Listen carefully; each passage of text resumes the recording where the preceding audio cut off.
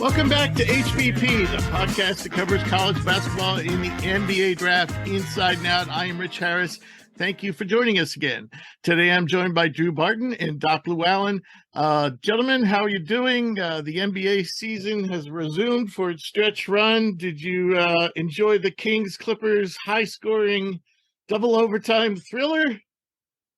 I actually didn't get to watch it. I was dealing with a triple overtime thriller in our conference tournament. It wasn't with our team, but in I believe the second round of our tournament, the 4 seed and the 1 seed who were playing the top half of the bracket went to 3 overtimes. And as an SID, are you allowed to root for the 4th seed so your school plays a lesser seed? Well, they won and we still lost them in the championship. Oh, okay. And personally, the 4 seed is actually, in my opinion, this was on the women's side at least. The 4 seed, I saw all of them play in the regular season. Grant, only one time because I came in at the halfway point. I thought the 4 seed might have actually been, when they're playing their best, I thought they were the best team in the conference. When they're they have the highest ceiling. But, Interesting. For them. Yeah. So how many teams out of your conference do you think will make the big bracket for NIAI for the women's? I'm going to say it's going to be a 3 lock, three for sure, because we had the number 5 team and number 13 team in the nation in our conference. So they'll for sure be going. And then you get the auto bid.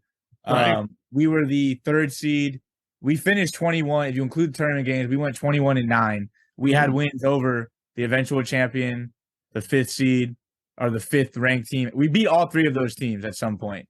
Okay. And made a run to our tournament championship. So I'm pretty confident we'll get 4.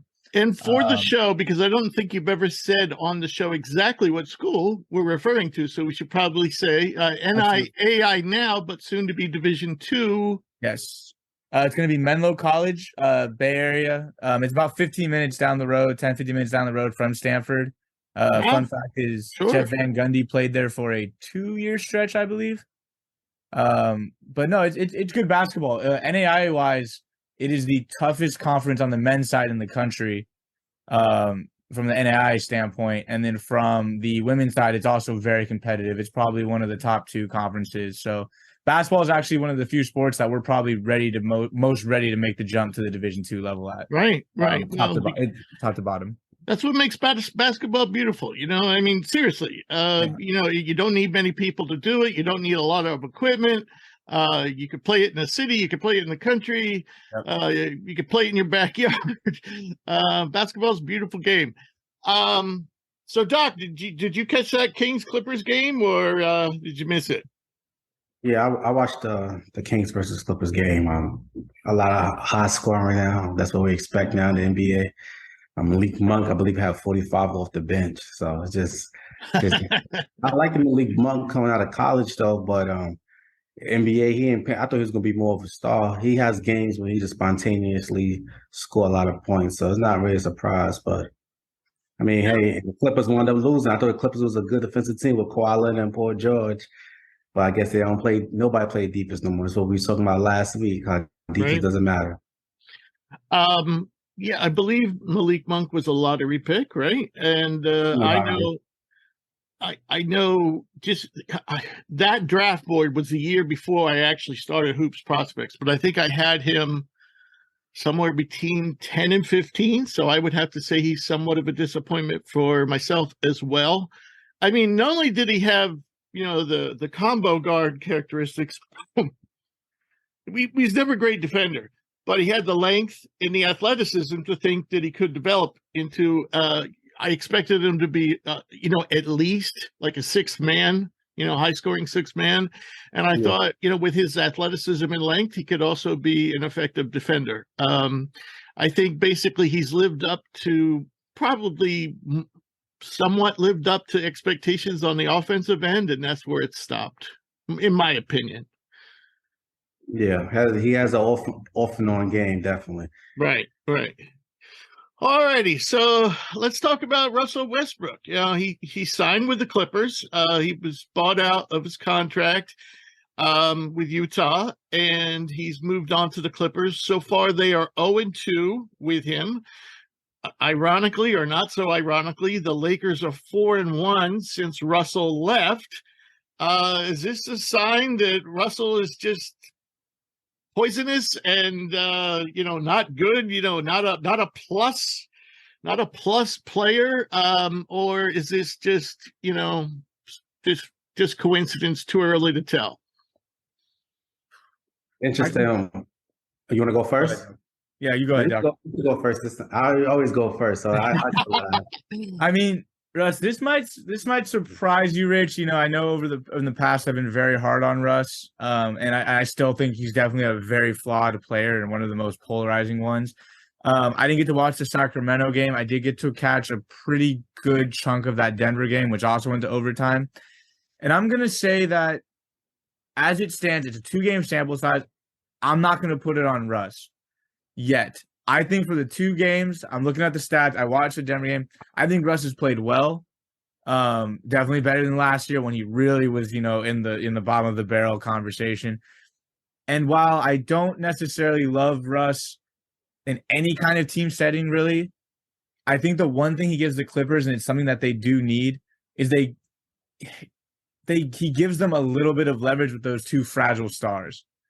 Kawhi and Paul George have proven that they're not really able to stay healthy. You just don't know when Kawhi is going to flip that rest switch and miss 2 games, 3 games. You don't know with Paul George. And while Russ isn't capable of carrying a team to a title, he is still good enough to give you just enough production. We saw it back when he was with the Wizards before he came to LA, to still help you win a game here or there, because he can still give you 17 points, 12 rebounds, and 12 assists. And if he has a decent shooting night, it could just be enough to get you over that hump. And if you combine that with a Paul George or with a Kawhi, who are much more efficient players and a little bit more proven as alphas, particularly Kawhi, I think it gives them some leverage. Point guard was a position of need for them, and the John Wall signing really didn't work out. I mean, you look at the rest of this roster now. And they traded away Jackson. They traded away Jackson. You look at the rest of this roster, I think you added Powell's first full season. We talked about him a lot last season. He's still, I think, giving you 17, 18 off the bench. I believe they added Eric Gordon, which is a good signing. You obviously have Kawhi. You obviously have Paul George. And Bones Highland. They signed Bones Highland was a great pickup for kind of a little spark off the bench. So I think this was a team, there's not many, but this was a team that can afford to, I think, roll the dice on Russ. Because if they can just get just enough out of him, as I think they've gotten the last 2 games, to be honest, he played 40 minutes in a double overtime game, but 25 in a single overtime game. How old is Russ now? Oh, I'm not off the top of my head. I'm not sure. I mean, he's in his mid-30s for sure. Right, that's what I was thinking, 35, 36. Yeah, so it's too early to tell. I mean, you also have to take with a grain of salt. He's 34. He's 34. 34? Okay, in that ballpark. You had arguably that we did the highest scoring NBA game in the last 2 decades. Yeah. And then you also had another overtime game. So it's not like they've been getting blown off the court and he's been horrible. I mean, his numbers as a Clipper, he's shooting, it's only 2 games, but he's shooting well over 50%. He's shooting 100% from the free throw line. He's averaging 5 boards. He's averaging about 10 assists. He had 5 steals and only 2 turnovers against the Nuggets, and he's giving you 17 a game. And he had 7 turnovers, but that was in a double overtime game. So really, he has taken care of the ball. I don't hate it. And I think this is one of the few teams that can afford to roll the dice. And when you don't know what you're going to get with the health of Kawhi and Paul George, I think they're also getting older. Their championship window is probably closing, if not, close. I think it's more closed than people want to think because they look at the roster. We'll see, but I think it was worth the risk, and I don't hold these 2 games against them. Quickly on the Lakers, yeah, you got rid of Russ, which was never going to work with a LeBron-led team because he's so ball dominant and Russ can't shoot. But it's more, I think, speaks to the fact that they just swindled these teams and added really, really solid contributors for almost nothing. As it stands, D'Angelo Russell is probably better than Russell Westbrook. We just saw the impact Vanderbilt could have both on and off the ball. Yeah, that's one player I can't believe Utah got rid of. Just gave away. I would never give away Jared Vanderbilt. Never. They gave him away. Ever. They gave him away for nothing. He's like a young Jay Crowder. Yeah. But probably better in the long run. And with the long term of his career, he's probably ultimately going to be better. I think he has the potential to be a better offensive weapon than a Jay Crowder. Right. And he gives you the energy. That one made me scratch my head. It's like, how did the Lakers give him, or Utah gave him away? Which I remember when we talked about we talked about the Minnesota trade. We thought he was a huge steal in that trade, and they just gave him away. Yeah. Malik Beasley, again, another player that gives them shooting, the ability at any time he can get hot and give you 20, 25. Right, but they can afford to get rid of him with Clarkson and Abaji. Exactly. Not Vanderbilt. Vanderbilt is one of those guys, he's just one of those old school Piston-like players, and you want a guy like that on your team. Those guys are so hard to find these days. So I think that this speaks more to the fact that the Lakers added Rui Hachimura, Jerry Vanderbilt, D'Angelo Russell, and Malik Beasley, and effectively gave away just Russell Westbrook. Those are huge upgrades. They answer those four players basically give either a great or solid answer to all the questions the Lakers had. And I think that's what it speaks volumes to. It's less on Russ and more that the Lakers swindled these teams and got great pieces. We'll see now. We were talking briefly for the show. LeBron may now miss extended time. If he cannot go, Anthony Davis is better get turned back to Pelicans Anthony Davis and start giving him 28 and 14 a night. Because if AD is not on his game and LeBron can't go, I don't know if the Lakers have enough in the tank to really make an impact. They might not even make the playoffs, and then they make an impact when they get there if LeBron's in trouble. But back to Russ. We'll see, but I don't hate it, which might be shocking coming from me. Doc, before you dive into this, what do you know about LeBron's injury? What have you heard? He's upset. He even posted on Instagram a picture of his foot talking about this is really bothering him. That it must be a serious injury. LeBron James posted about it on social media, saying that this sucks. I'm injured. So he looked like he may miss about 2 weeks as of now. So and that's big for a team that needs to go on a run. Right now, they currently the 12th seed. Portland, who just had Damian Lillard score 71, is the 11th seed. Pelicans is 10th. So it's going to be a tough time for the Lakers to even get into the play-in, probably without LeBron. So we'll see those next 2 weeks. Unless LeBron try to force it and play, but we saw him try to play yesterday against the Dallas Mavericks. He was horrible. He was bad against the Dallas Mavericks yesterday. It was just he couldn't shoot. He'd been a bad three-point shooter the whole year, but now he was getting shot blocked left and right against the Mavericks. So he might really be out, get reevaluated in 2 weeks and see where it goes. Okay, so what are your thoughts on the Westbrook question? Is he a negative player at this point, or is it just too soon to tell? All right, so stats say it's not Westbrook's fault. When you watch the games, the game probably tell you it's not Westbrook's fault. But sometimes we know it's certain people in life that just bad luck. Some people that you don't want to be around because it's just an accident waiting to happen. Like I would never be a Cowboys fan. Okay, I don't care what happened in the 90s. I was born in 1995. Since I've been watching football, they've been no matter who's the quarterback, no matter who's the coach, no matter who's the running back, it's an accident waiting to happen. It's just bad luck. I don't want to be next to anybody that's bad luck, and that's what Westbrook is. It's really a coincidence that the Clippers went 0-2 back-to-back games, and mind you, both of their losses was totally different. The first game went to double overtime. It was like, okay, what happened to their defense? You let 171 to the Sacramento Kings. I understand the Kings is third seed, but come on, still, it's the Sacramento Kings. They don't put fear in nobody's heart come playoff time. And then the next game against the Nuggets, it was just like Westbrook didn't even play the fourth quarter. Kawhi went off in the fourth quarter, but it wasn't in overtime. It was like it just disappeared. It's like Westbrook, maybe his energy, because nobody talked about this yet. When Westbrook was taken out in the third quarter and it was evident he wasn't going to get back in the game, he sat all the way at the end of the bench pouting. When they used to do it, when they went in the fourth quarter, it was going to the clipboard, Tyronn Lue. Westbrook didn't get up and go and look. Usually how players get up, go to see what's the next play being drawn. Westbrook, sometimes that energy just brings people just like Kawhi probably looking like, man, why did you bring this guy here, man? I didn't want him. You wanted him. Just I picked you to come to LA over him when you was in OKC, and now you bring him on our team, me trusting you. So sometimes people with energy just bring down everybody else's morale, and understand that the Lakers did gain a lot of good pieces. But like I said, LeBron James played terrible, and D'Angelo Russell didn't play.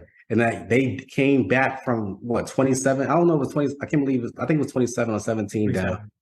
27. They came back with 27 down. LeBron James playing bad and D'Angelo Russell not playing. That's just a different spirit and energy the team has. And that's because a bad spirit Westbrook left. So that's how I analyze it, and Westbrook just bad luck. I wouldn't want somebody who's bad luck near my organization. I can understand that.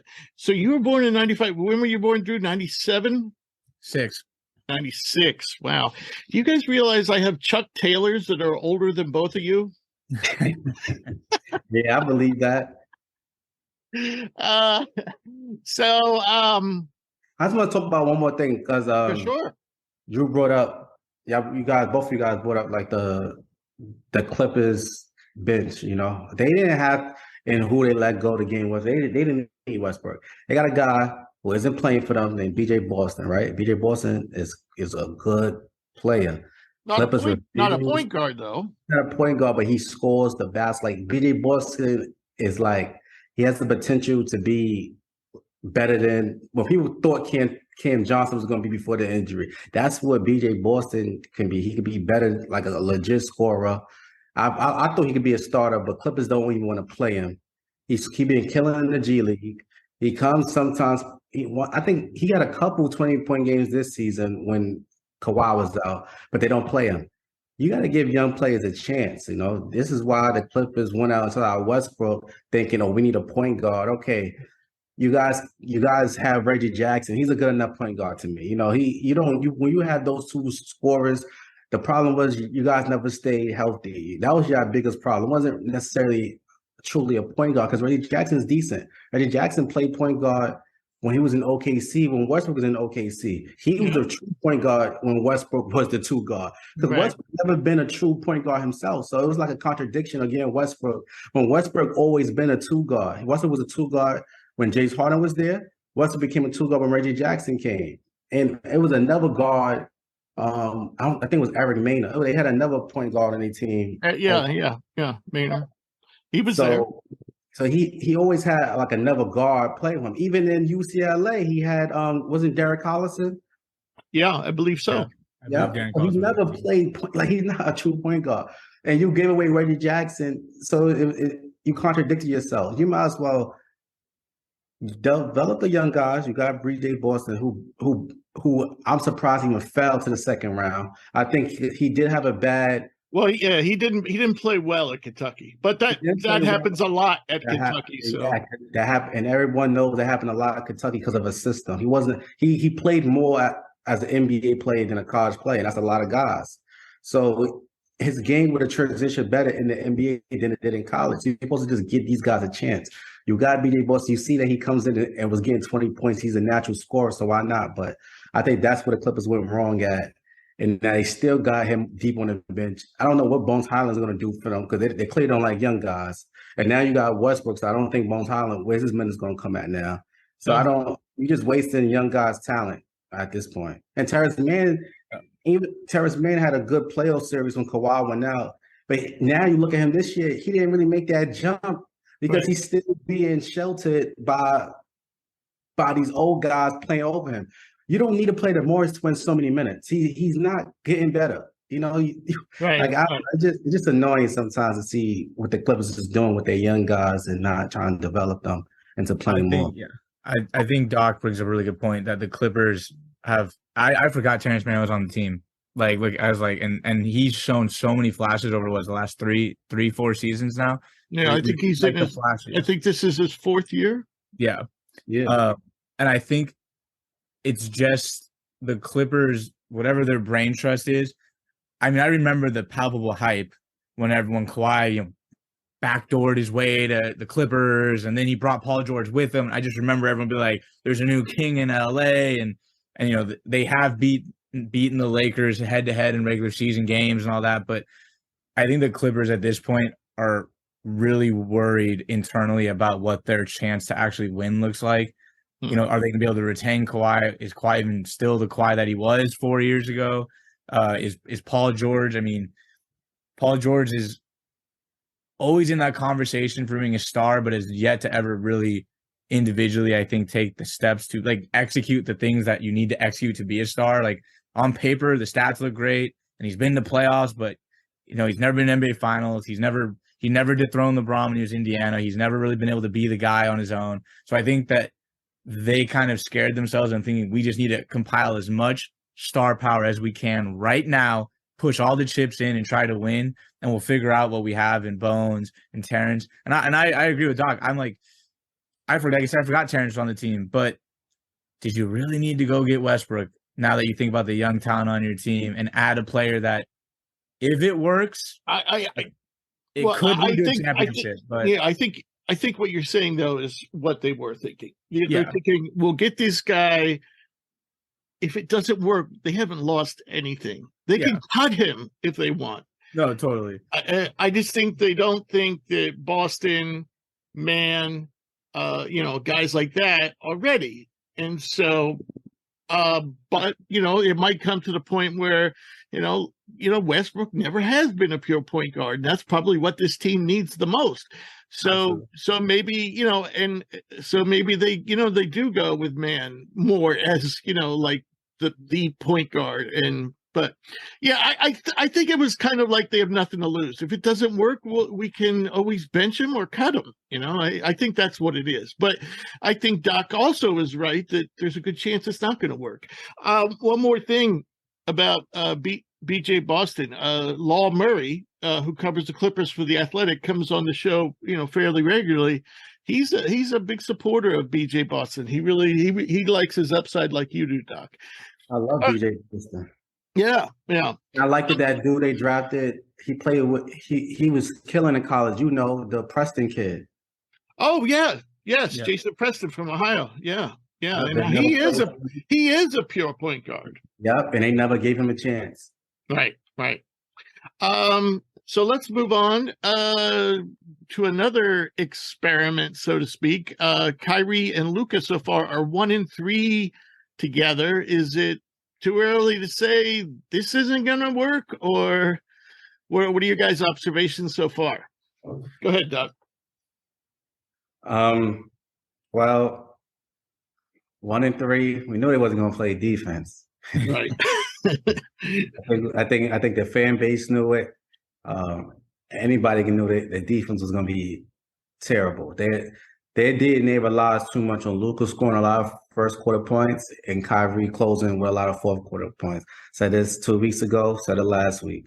Kyrie is number one in fourth quarter scoring and Luka's number one in first quarter scoring. What happened yesterday against the Lakers, Kyrie did not show up in the fourth, but he didn't get enough touches. And once again, it became who gets the last shot, who gets the ball between Luka and Kyrie. Kyrie inbound the ball to Luka. Luka forgot that he could catch the ball at half court, so it was a turnover. They team is going to have a lot of problems because they don't play defense at all. So they can outscore you, of course, but they don't play defense, and we don't know who is your third scorer ever going to be. But Tim Hardaway got worse. Tim Hardaway, I don't like his game at all. Christian Wood is lost on the basketball court. I know he wants out badly. He's not signing back with Dallas at the end of this year. Who else they have on their team? Like nobody else stands out to you on a team that can even go be their third legit scorer. So you're always going to have one of those Kyrie or Luka on the court.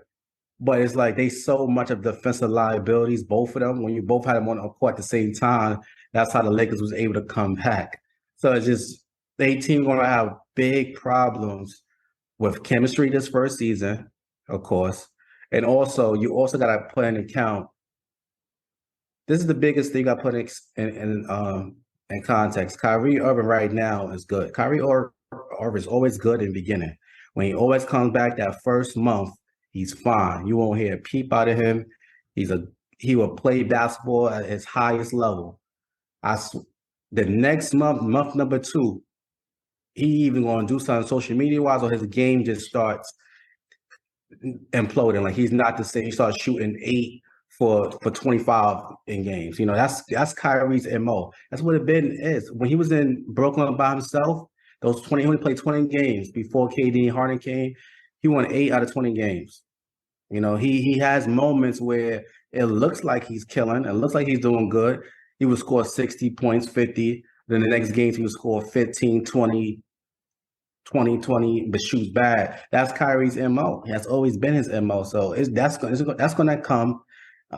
He starts in Ramadan come playoff time. So Ramadan means he won't be eating.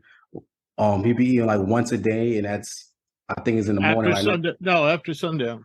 After sundown, and that was a big problem for him in last year's playoffs when he started that. He had one good quarter last year versus Boston. That was the fourth quarter, game 1. After that, he was horrible in the next every other quarter. So clearly he was fatigued. He looked tired and out of shape. So that's a big problem. They're gonna have a lot of chemistry issues coming soon. And we know they never play defense.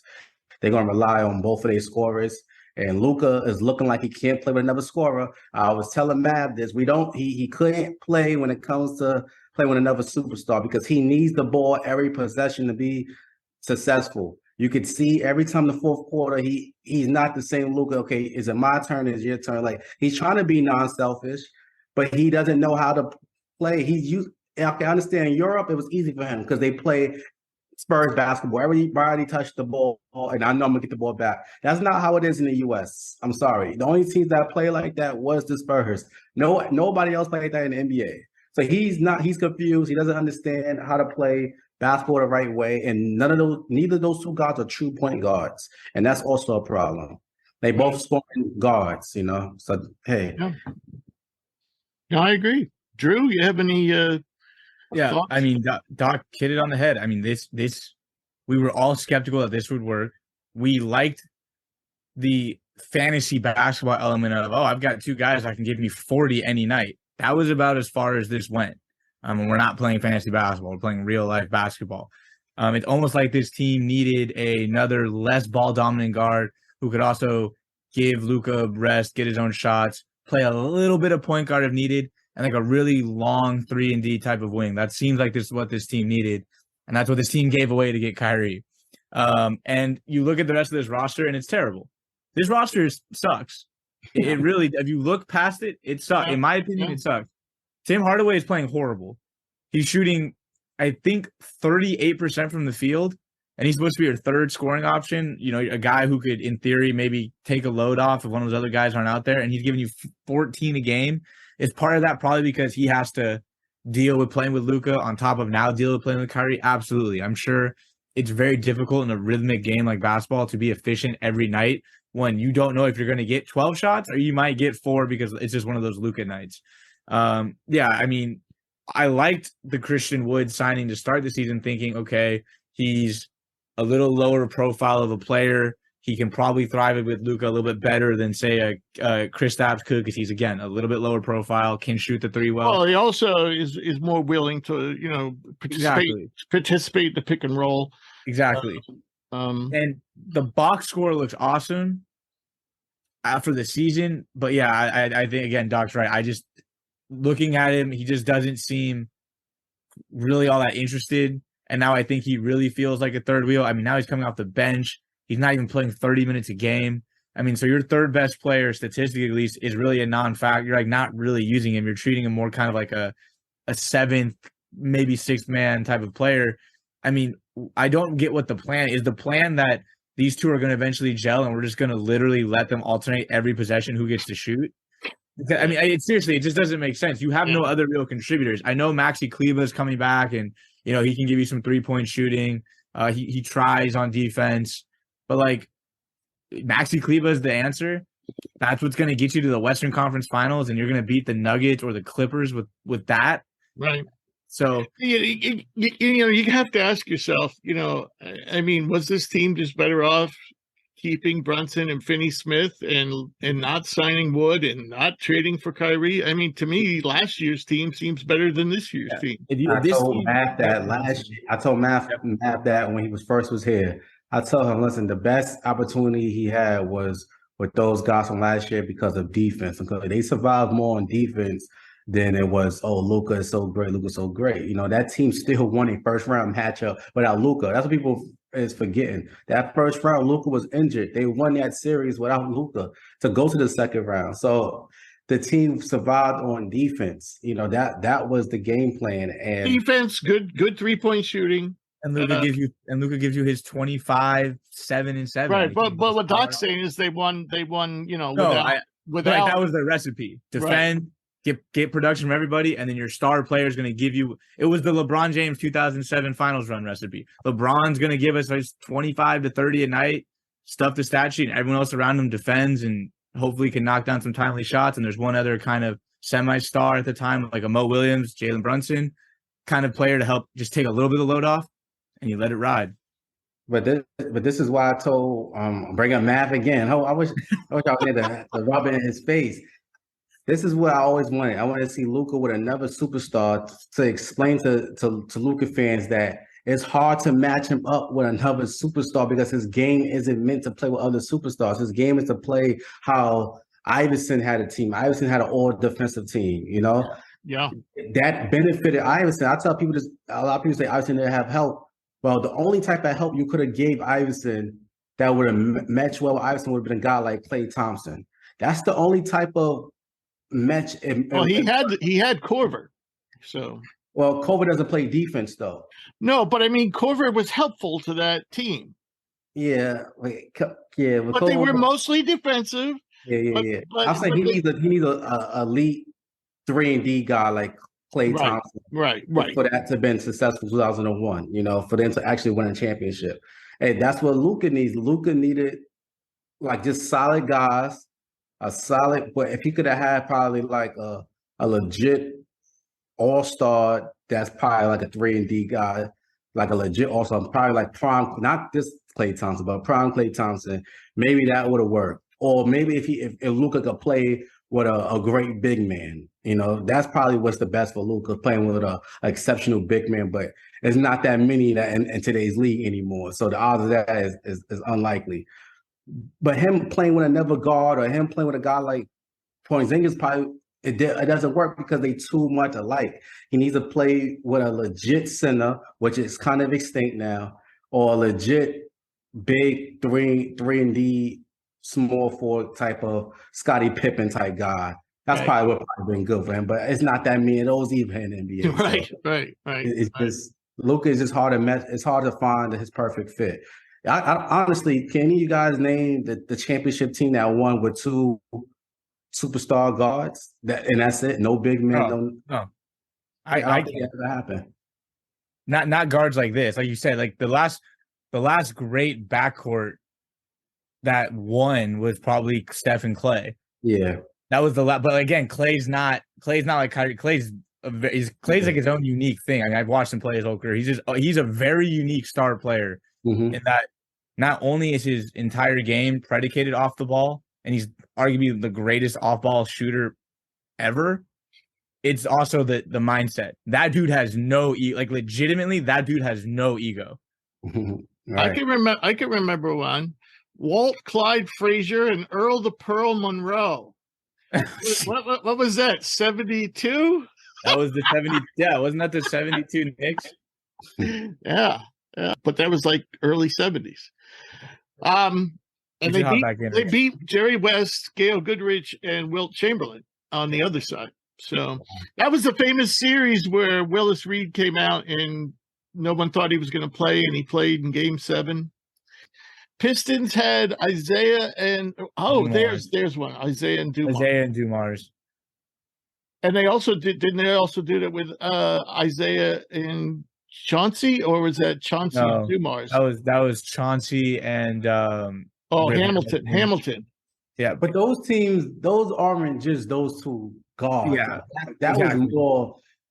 That was a lot to go into that piss. All right, so let's talk about that 80 Joe Dumars and But you had other guys that really made that team. Oh, yeah. When you think of the Bad Boys Pistons, Dumas and of course Isaiah, yeah, they the scorers, but those three other guys definitely played a big role in that team's success. So it wasn't just those two guys. Like if you had Luka, Kyrie, and then you add Draymond Green and then another goddamn course, but that would make it work.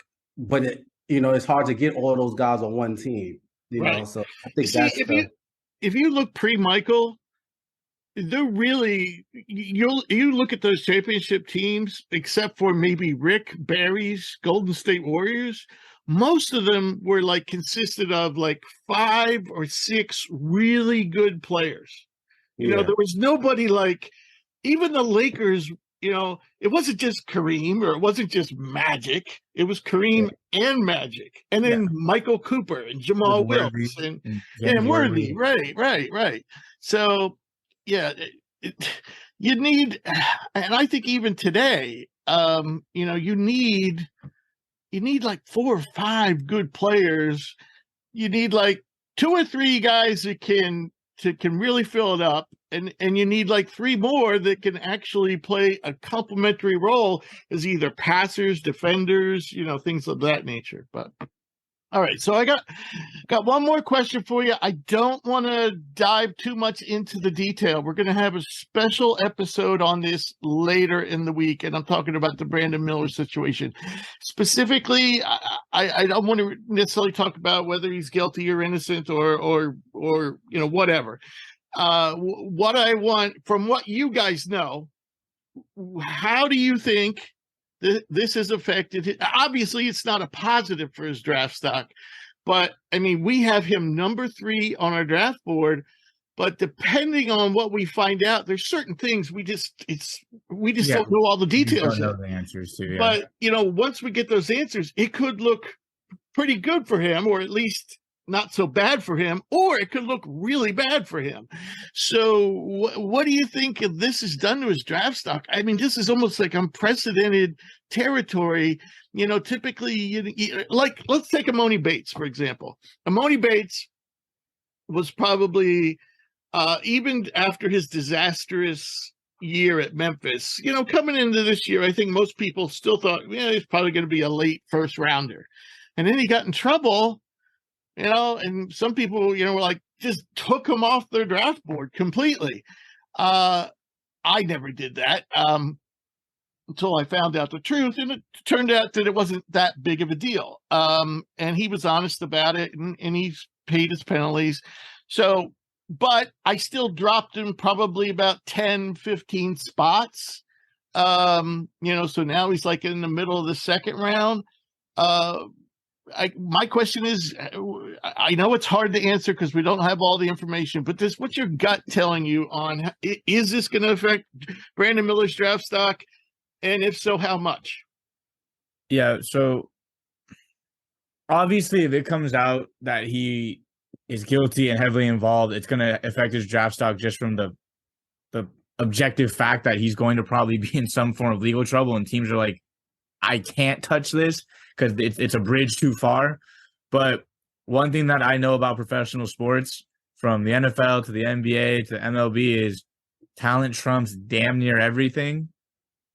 This is not, if it comes out that it's inconclusive or he's not guilty, outright not guilty or just inconclusive, we can't make a real statement, this kid will be a top 5 pick no matter what, in my opinion, for better or for worse. I just can't see 5, realistically probably 3 NBA teams looking at a 6'9" forward who's giving you 20 a game, shooting almost 43% from 3 at the highest level. I mean, the SEC is loaded this year. I mean, at one point, Alabama was a lot of people's pick to win. It still probably is for a lot of people. Yeah. I just, it's not going to change anything. Now, again, if it comes out that he was in on it, heavily involved, is an accessory to murder, absolutely. And I think as a whole, there are probably some organizations. Well, what do you think if it comes down to that he just made a really bad decision? Then I don't think it would impact him, to be honest.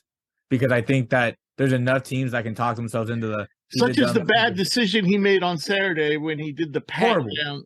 I mean, to sit there and go, "Oh, I've done it all year." It's like, are you that stupid to not be able to? Well, that's what I'm wondering about this guy. That's exactly what I'm wondering. Oh no, this guy. I totally agree. I totally agree. But you're gonna tell me that, and just in general, there's no way. You look at how some of these franchises are run, that's gonna scare them away. There's no way. They're gonna sit there and go, "Yeah, but I'm gonna fix them." It's the same conversation. Like, it's these NBA teams that are run by people who have the same mindset. They're like, "Oh, I can fix him. I can fix her boyfriend girlfriend thing." Right. Oh yeah, I know that they're a deadbeat. They have no job. They didn't go to school. They're like a super terrible people. But I can fix them. I have no history to prove that, and all my past relationships have sucked. But I'm gonna be the one to fix them, and that's what someone's gonna talk themselves into doing. Right. And I mean, look at. People are talking about how Miles Bridges already has a potential pathway back to the league now all of a sudden. And Miles Bridges. After everything that's happened. Right. Maybe I'm wrong. I'm not an insider, but I've seen reports that all of a sudden he's talking about how he plans to be back next year after everything that went down with him. And I can almost bet that there'd be a team that would be willing to sign a young forward that can give them 20 a night. Right. But if we knew what we know about Miles Bridges before he was drafted, he probably doesn't get drafted. Yeah, but I'm just saying, that he's in the league, and that's the thing. Is like Brandon Miller, the timing of it. If nothing comes out before the draft, particularly, and legal things could take a long time, this kid's going to be a top 3 pick, whether you agree or disagree, unless it comes out that he is concretely 100% guilty. Anything less than that, it won't impact him, in my opinion, for better or for worse. Doc, Brandon Miller situation is unique, but he still has to play basketball at the end of the day. Basketball scouts honestly don't care about the regular season either. They won't be tuning in during March Madness and see what you do there. He don't have like an inch of hiccup. Like, you can't mess up. So if he starts ghosting in March Madness and looks bad and terrible, that's going to go play into all the allegations, and that's going to really move his draft stock all the way back. But if he's still killing like the other night, how he went up there and scored 41 after being, and then 24, he followed it up with 24 against Arkansas. So that puts your name on the map where teams might not care. But any little hiccup, they wait for you to mess up to bring you back. So it's hard to say right now about what his draft is going to be at, because he's playing well now. But, that March Madness is different. That's when everybody's going to be watching. Let him go score 13 points and lose in the SEC tournament, and then go to the big dance and lose in the round 32 or something. His stock going all the way down. He might not even make – he barely may make first round or all the way out second round, just because of everything going on. It's that the media is going to be on you the closer you get to draft day. Right now you're dealing with Alabama media. Wait till you got to come to New York media and deal with the press and see what answers, how you answer it, and let them start digging into your family now. Oh, you want to become NBA superstar? All right, now somebody from the New York Times is going to come down to Alabama, interview before you come up to the Barclays Center for draft night. And then that's really going to bring your draft stock up and down. Well, NBA people are going to be doing that too. Don't they already probably have private investigators looking into them? Yeah, but that it's the newspapers that really set the narratives, though. Right. That make it out and convince owners and teams, oh yeah, maybe we shouldn't take him, because the press he's getting from all these media sites, the LA Times, the New York Times, he didn't kill in the tournament. Now I think we need to be on him and probably look at, is it really worth the risk? It's going to probably be that one owner that takes, like a Mark Cuban type owner, but a lot of owners, depending on their background, on how they grow, they stance on gun laws, or the politics. That's when that's going to come in. So, but I think his big issue right now, all he got to do is worry about the tournament, kill in there, and let people be like, listen, he killed in the tournament. He went all the way to the Elite Eight, Final Four. You can't take that away from him. He a dog. Let's just take a chance on him. He could be lottery. On this, at the same time, I would agree with you, but he can't afford to do many more things like he did on Saturday, because that was really bad judgment. I know they've been doing it all season, but you got to stop and say, hey, this is symbolic of, and it's going to remind people of a murder, and it was almost like mocking the murder, so he can't afford to do much like that. All right. So, sorry to bring this up. This is a really upsetting story for me and probably a lot of people, but something we got to talk about. So, gentlemen, it sucks. It's a stain on college basketball, which is like my favorite sporting league. It's horrible. And, we have these conversations about guys every year, not to this scale, but like there's always the immature superstar. There's always one where we're like, there's Ben Simmons where you're like, he's not really a competitor. He doesn't care, whatever, Markelle Fultz. There's always these guys where we're like, I don't, there's a lot up here that I'm not sure about, but if they're going to give me 20 a game, I got to take them. It just sucks that this couldn't just be, he tweeted out something stupid and we go from there. It sucks that he in some capacity is involved in a murder case. Right. And it's just such a, shitty situation, if I can be quite frank, for the sport. I'm very curious and concerned that nothing's going to happen to this program. The person that I'm actually most infuriated with is Oates, the coach. Is the person I'm most infuriated with. Yeah, because his first answer. Now, of course, he wasn't aware. He wasn't aware of the information that had been released in the hearing, where I think the reporters had that advantage on him. But he basically said, "Boys will be boys." I think that there should have been a symbolic bench, something. Even if for just a game or two, right? Like something to just be like, it's pretty obvious. It's pretty obvious to me at this point that Miller at least broke school policy. That's what I'm saying. He by knowing that Miles had a gun on campus. Yeah, it was his obligation, or anybody on that team who knew Miles had a gun on campus, to report it. And think about it. You might say, "Well, I'm not going to rat out my friends," but you know what? If somebody did rat out Miles, that young girl would still be alive. And so it sucks. I personally don't think it's going to impact his draft stock unless it comes out very clearly and concisely that he is guilty, just because Brandon Miller can play.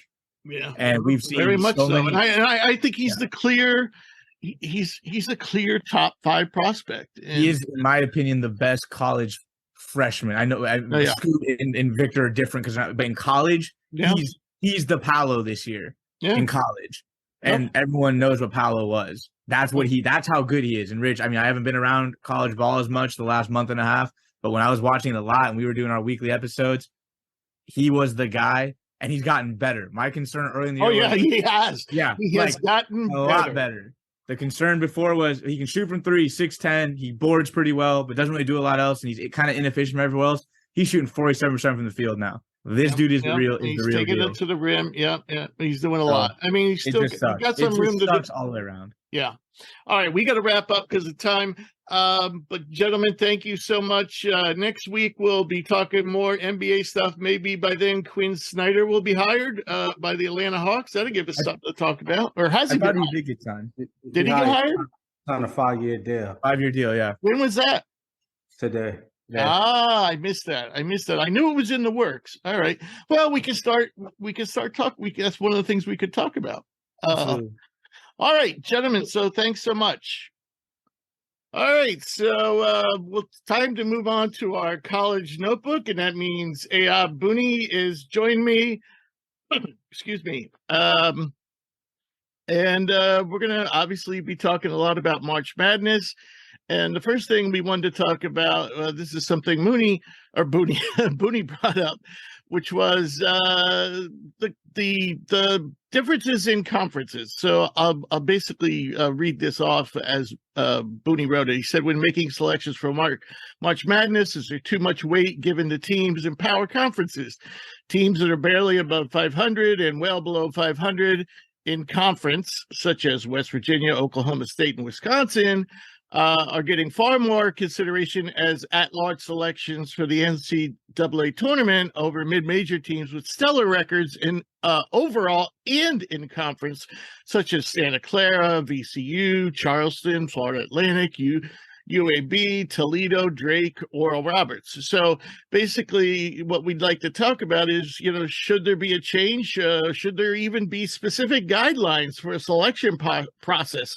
For example, such as a team needs to have at least a 500 record in conference. So, Bunny, we didn't really talk about this in detail. We just, we both agree that we think there's something should change. What suggestions do you have? So, it's interesting, Rich, as I've been doing my bracket for a good part for the last 3 weeks, month, like most of us has or whoever has. And I have a friend of mine that literally, I believe it was on Sunday, we got into it a little bit with regard to brackets. And he had the theory of some of these other mid-majors with a good conference record should be getting in over teams such as a West Virginia, a Wisconsin, a Oklahoma State. And I'm making my brackets based on what the committee would do. Right. Okay. Just like DeCourcy does, just like Lenardi does. One of the main travesties that really struck me when we had DeCourcy on was that the committee does not take conference record into consideration, which I think is such a, I wouldn't go as far as tragedy, but just completely wrong. Conference play is a foundation of athletic sports to begin with. And how that is not considered is just simply wrong. As I began to think about it and going through my teams and redoing my bracket, the problems we have in colleges and universities, and I'm not going to get too much into the Brandon Miller situation, but big problems start small. And what I mean by that is these larger schools, the Power Fives, that feel they are some way entitled to getting certain things that other schools should not. We have seen North Carolina dog it for 2/3 of the season. And Joe Lenardi himself saying on ESPN on Monday at halftime, the only reason, quote unquote, the only reason we are even talking about North Carolina in consideration to get in the tournament is because of the UNC on their chest. Right. No other team. I heard him. I heard him say that. That is the issue I have. Now, I am not sitting here and saying you let every other mid-major team in, such as a Santa Clara. Or whoever it may be. But I do want to take, for example, an Arizona State as an example. Arizona State doesn't make a half-court shot. We're not even talking about them right now getting into the tournament. That is correct. We look at Arizona State compared to, let's say, a Rutgers. Rutgers, most people have as their 9 seed. Okay? Rutgers, 10-8 in conference, 18-11 in overall, 6-6 quad ones with a net of a 32 and a RPI of 78. Arizona State, 11-7, 20-9, 4-2 in quad one wins, net 61, RPI 65. And you could make the same comparisons with teams like West Virginia and Wisconsin. One comparison I do want to say is this. If West Virginia was in the WCC and Santa Clara was in the Big 12, Santa Clara and West Virginia would be identical in some way or form. I'm not saying Santa Clara would have the same type of resume. They may, but none of us for a fact can say if Santa Clara and West Virginia play tomorrow, there is not a doubt in our mind that West Virginia will win. Absolutely not. No one can say that. I agree. West Virginia, 6-11 in conference. And there is not my point to Santa Clara is, in order for Santa Clara to get into the tournament, a 22-win team that has played Gonzaga and St. Mary's tough, In order for them to get in, they have to beat St. Mary's and Gonzaga on back-to-back nights. Right. There is not a team in the country that is favored to do that. Right. And for us to dismiss them with how they have performed in conference for a team that we perceive as good because they play in the Big 12. I am not going to put you in my bracket for what I assume you will do against other teams based on analytics that may or may not be accurate. I changed my complete bracket around, not as far as a whole lot of teams, but enough where, hey, you got to earn your way to get on my Microsoft Word document. But I do have Utah State in right now. I do have a team like, for example, College Charleston in right now. Florida Atlantic I have in right now. Clemson I have in right now. I have your West Virginia. I have your Oklahoma State, your UNC, your Mississippi State, your Wisconsin out. Mm-hmm. And I'm not saying they can't play their way in, but it shouldn't be the other way around. Right. Santa Clara should not have to beat two of the best teams in the country with 22 wins on the season, which will probably end up being 24, because the perception of those conferences are better. They are better from top to bottom, but the bottom teams are not necessarily better than a top team at a mid-major conference. No, I disagree with that. The committee's job is to put the top 68 teams in the tournament. And all the analytics we look at with regard to quad one, RPI, net, etc., are meant to be guides, not the rule.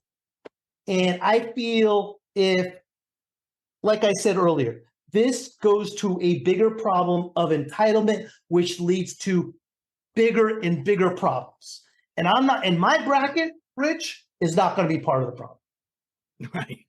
I'll give you another example, and this is what burns me, and I know it's always burned Dick Vitale.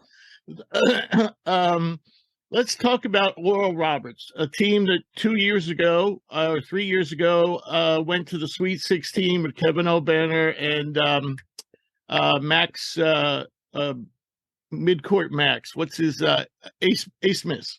Yes. Max is still there, and they also have Connor Vanover. 75. Yeah, 75 not Kevin.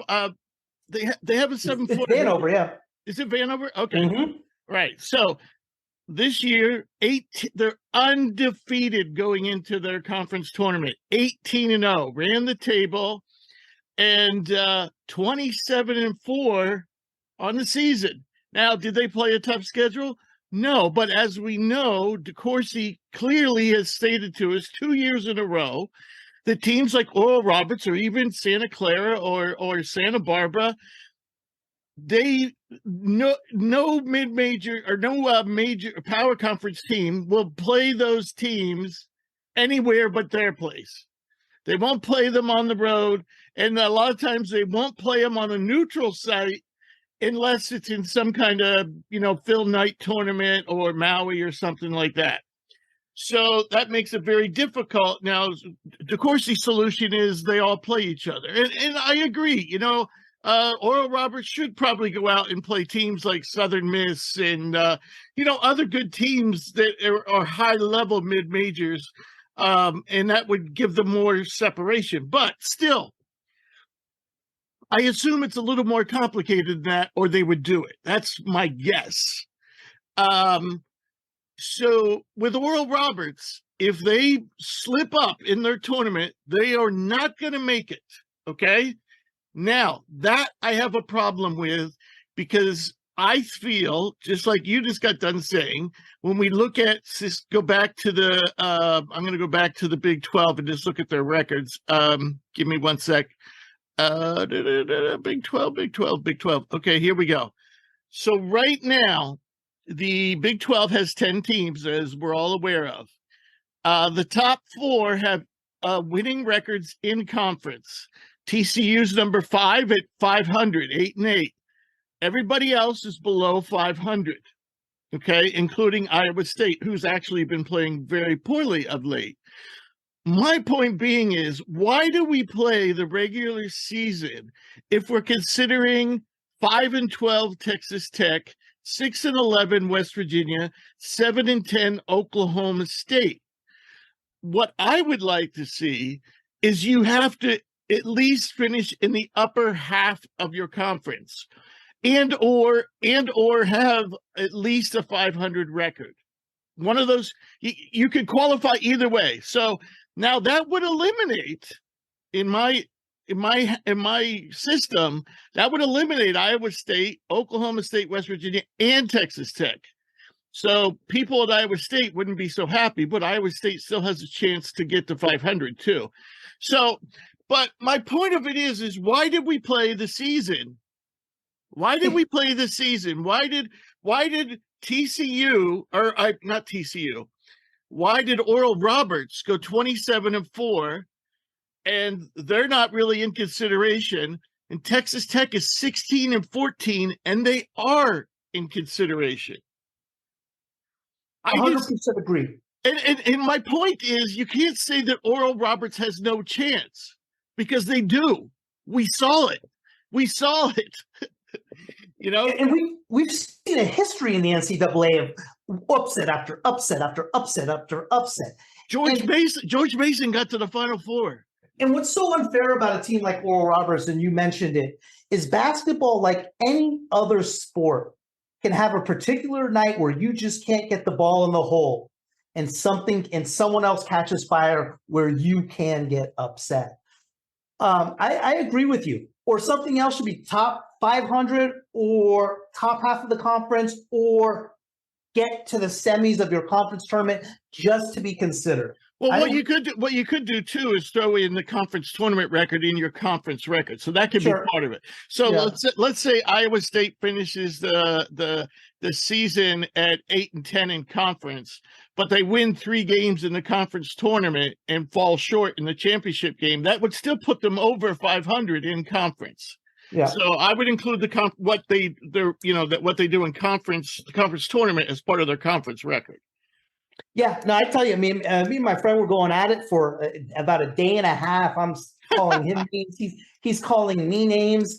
And it finally dawned on me, is like, what I was understanding what he was saying and what he was getting at. And at the end of it, I was like, I completely agreed with him, beyond agreement, because again, I think it's part of a bigger problem. UNC would not be dogging it 2/3 of the year if there was some other team. It's just it's rough to watch. And it's I think UNC's problems probably go a little deeper than that. I think those guys just thought they were going to walk onto the court this year and they were going to win 25 games. You know, I just do. And they haven't been able to seem to break that. I mean, they finally got a decent win, but Virginia really was struggling, coming into that game. And, last night Virginia beat Clemson, but, they didn't blow them out. It was a close game. So, North Carolina is a whole nother subject. Rich, you know the only thing we absolutely know about college basketball? Is that we don't know a lot? Is that we don't know. You look like a guy like Pete Nance. Pete Nance left Northwestern. Why did he leave Northwestern? What was going through his head? Obviously, the opportunity to play at North Carolina is one. Right. But the next is, my team's going to be much better. That Carolina team is going to be much better than that Northwestern team. Right. Now we're looking, Carolina shouldn't even be in the discussion as far as getting to the tournament. And I have right now Northwestern as a 6 seed. Right. Yep.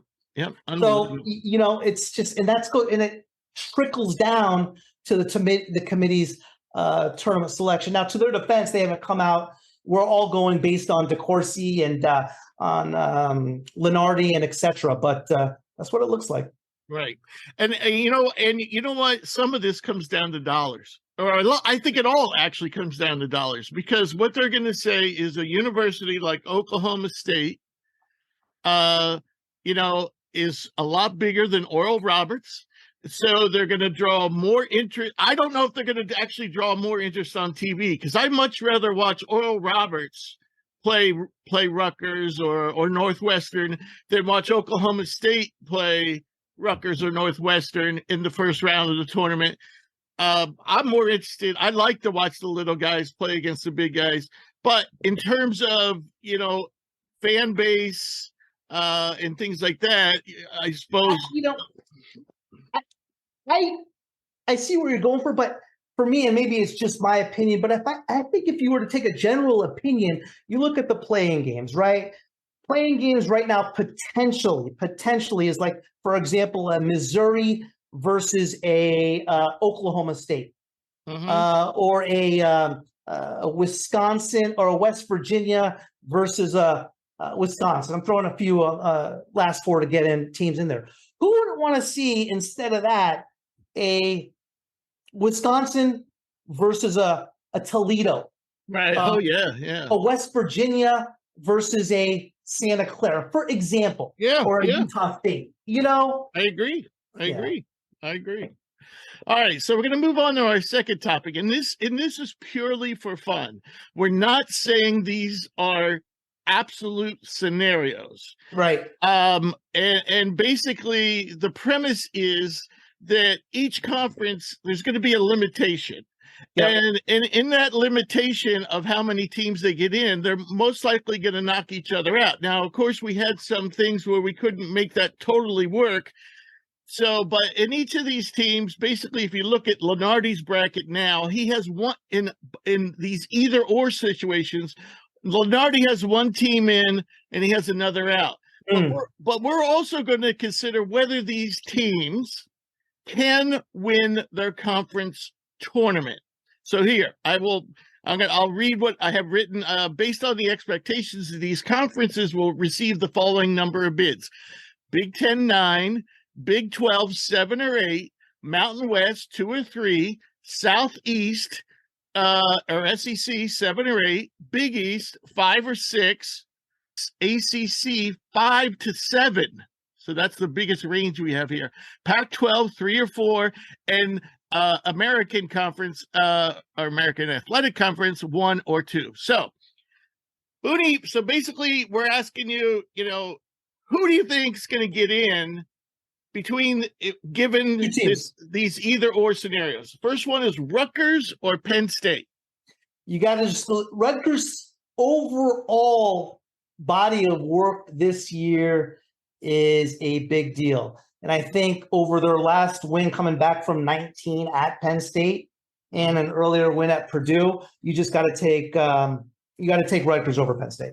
I agree. I think Rutgers, as much as they've been limping toward the finish line, they did win at Penn State. That was a big win, and I think that pushes them over the edge. I don't think either of these teams can win their conference tournament. All right, another Big Ten scenario: Michigan or Wisconsin. They too met on Sunday. This is a little tougher one in the sense that I believe the tournament committee doesn't consider how you have done towards the end of the year, right? I believe that's one of the things they changed. Yeah, that's generally, that's what they're saying now. So that makes it tough, right? Because Wisconsin started hot and has been cold, and Michigan's done just the opposite. Wisconsin has an overtime loss by 1 to Kansas. They beat SC, huge win at Marquette, but for the last 6 games or so, I mean, they're not doing great. 2 and 4, I believe. That's a tough one. That is a real tough one.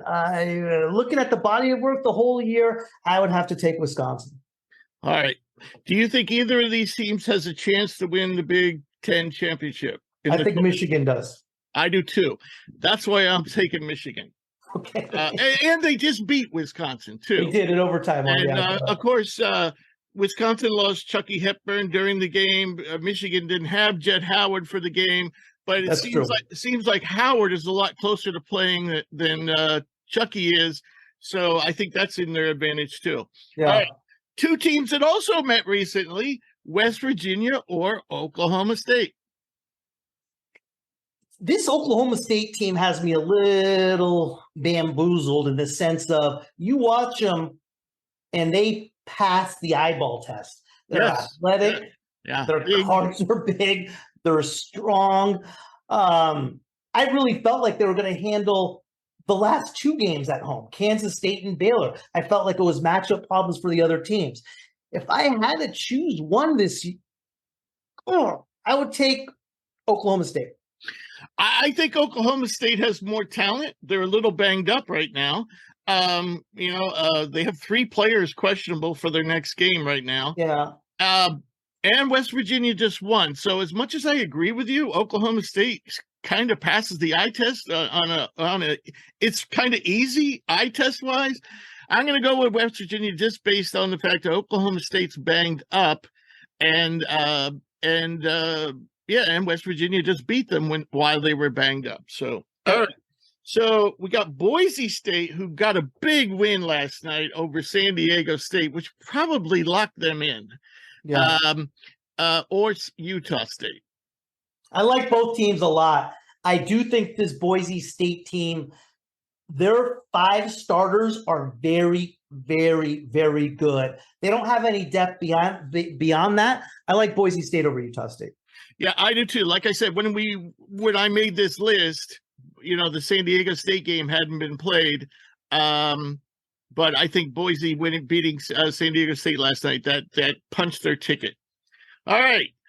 Here's one team that no one's talking about, Vanderbilt, who's got a better in-conference record than Mississippi State. Vanderbilt is above 500 in conference. Mississippi State's below 500 in conference. Who do you think gets in? It's interesting. When I saw Vanderbilt on the list, it was interesting you said that because I didn't pay much attention to Vanderbilt, but every now and then it's like they keep on winning. They keep on winning. Then you look at their schedule, and they won 6 of 7. But there's one loss was at LSU, who's extremely struggling. Right. In a 50-50 type of situation, I'm going to go to the team with a better conference record. Give me Vanderbilt. Okay. These two teams meet, I believe, on Saturday or Sunday. Saturday, yeah.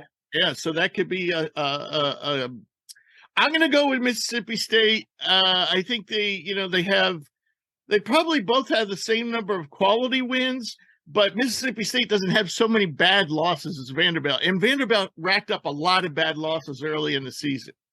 All right, here's one that's going to surprise people. Auburn or Villanova, who I believe has won 5 of their last 6 or 6 of their last 7. Nova's won, 6 of 7.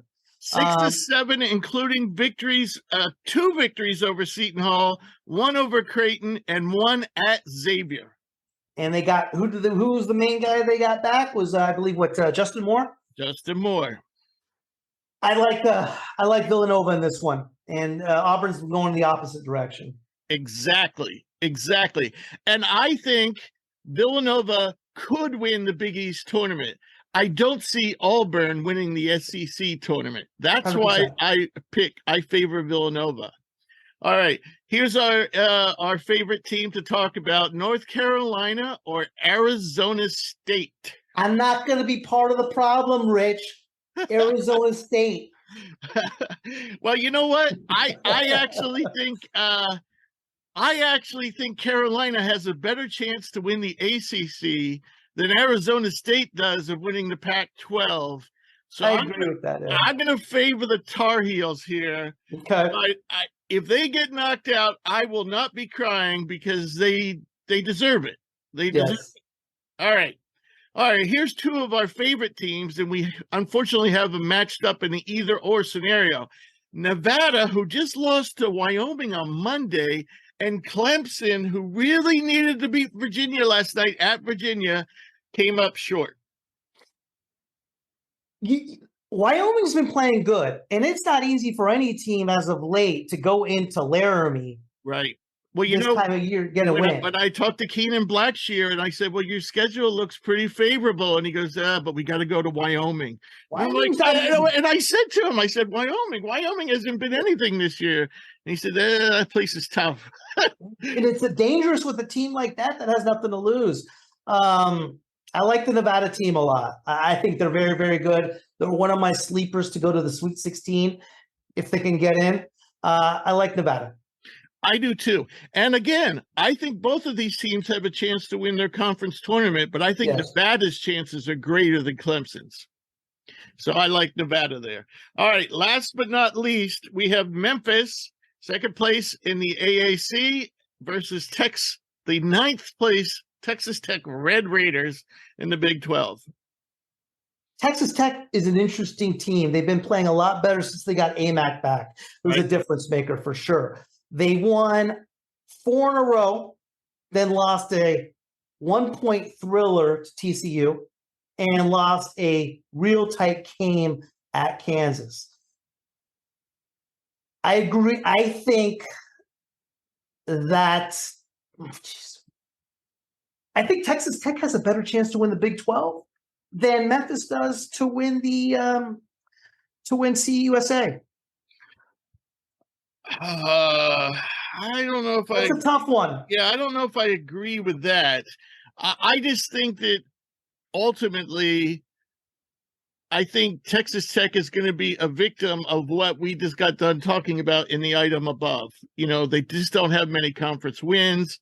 And so they would have to go on a pretty good run in the tournament, I think. I think they have to win the tournament. I don't think they get in. Okay. All right. I think maybe if they got to the championship game, they'd have a shot. But I still think Memphis is probably going to get to the championship game, though, you know, UCF or Temple or somebody might give them trouble. But I think they're going to get to that championship game. That's going to give them 2 cracks at Houston. If they can come away with one of those wins, of course, if they win the conference tournament, they're automatically in. But, you know, they get a shot at Houston this Sunday at home, and then they'll probably get another shot at them in the tournament. So I got Memphis in right now. I got Memphis in regardless. Right. Yeah. And I think Memphis's resume is probably good enough, and they're on much safer ground than Texas Tech. So, yeah. All right. So we are going to, during this championship weeks, and we're going to do something different with our game predictions. We're going to throw in the conference tourneys, but since we're not on the air every day, we don't know who's playing who. So we're going to do this a little differently. We're going to pick not every conference tournament, but the bigger ones. We're going to pick a tourney winner and a runner-up, both Bunny and I. And whatever teams we pick, we get their record in the conference tournament. So if Booney picks like Oral Roberts and they go 3-0, he gets if he picks them to win the tournament, he would get their 3 victories. But if your team makes it to the conference finals, you get an extra win. And if you correctly pick the championship, you get an extra win. However, there's a catch. If either of your teams doesn't make the conference finals, you get a loss. So if he picked, say, Clemson and North Carolina to be in the ACC finals and neither made it, he would get 2 extra losses plus whatever their record was in the tournament. So here we go, Bunny. What do they call Arch Madness in the Valley? So the Missouri Valley tournament. We're talking teams like Drake, Bradley, Belmont. Who you got? Here's what's interesting about this one. I got Drake winning the conference tournament against Belmont. Belmont is due to face Bradley if the seedings hold as a 1-4 matchup. And Belmont's already beaten Bradley twice. Look for that to be a 3rd time. I got Belmont and Bradley. All righty. Excuse me, Belmont and Drake is going to be my conference winners. Drake, Belmont runner-up. All right. I'm going to go a little differently here. I'm going to go pretty much just the opposite. I'm going to go with Bradley over Southern Illinois. Okay. All righty. Interesting. Yeah. All right, we got the Sun Belt tournament. And I'm waiting for the bracket to come up. And We're talking teams like the aforementioned Southern Miss, Louisiana, Marshall. They are probably the top teams in the conference. James Madison is up there as well. So who do you have in the Sun Belt? This Southern Miss team is really, really good. Really good. Seen them a couple times play this year. I wouldn't be surprised if they win one game or two games in the NCAA tournament. I got them winning it in a very, very tight game. I like the Sun Belt in a very tight game against Marshall. Tavion Kinsey has a big game in the finals, just not enough to get it done. Right. I'll tell you what, I'm gonna go. I just wanted to check something on. Yeah, I'm gonna go with Marshall over Southern Miss.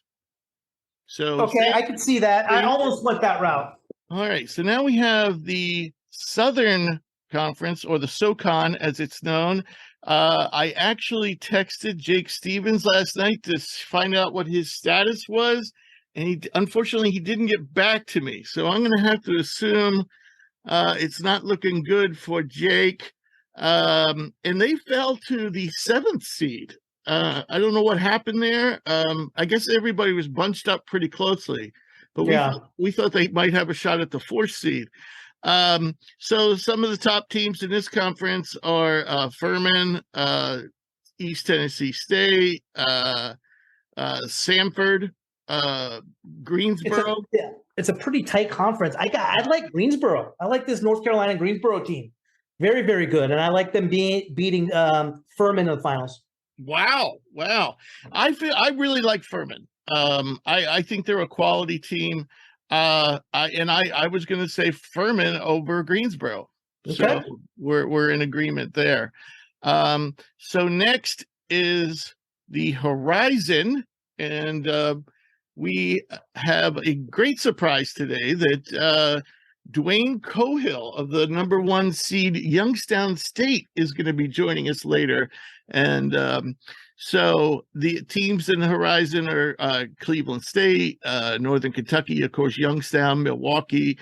And interesting enough, Youngstown opens up with Detroit Mercy and Antonio Davis, so who's trying to break Pistol Pete's record. Yeah. I like Cleveland State over Northern Kentucky. Oh no! They can't match up according to. Oh yes, maybe they can. Yes. Yeah, there's 2-3. This is a flex bracket. Okay, you're right. This is a flex bracket. I didn't realize that. Okay, so you like Cleveland over Northern Kentucky? I do.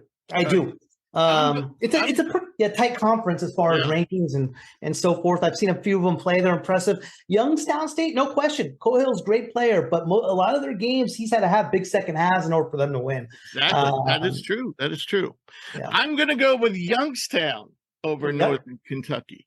Fair enough. So the next tournament is the Colonial.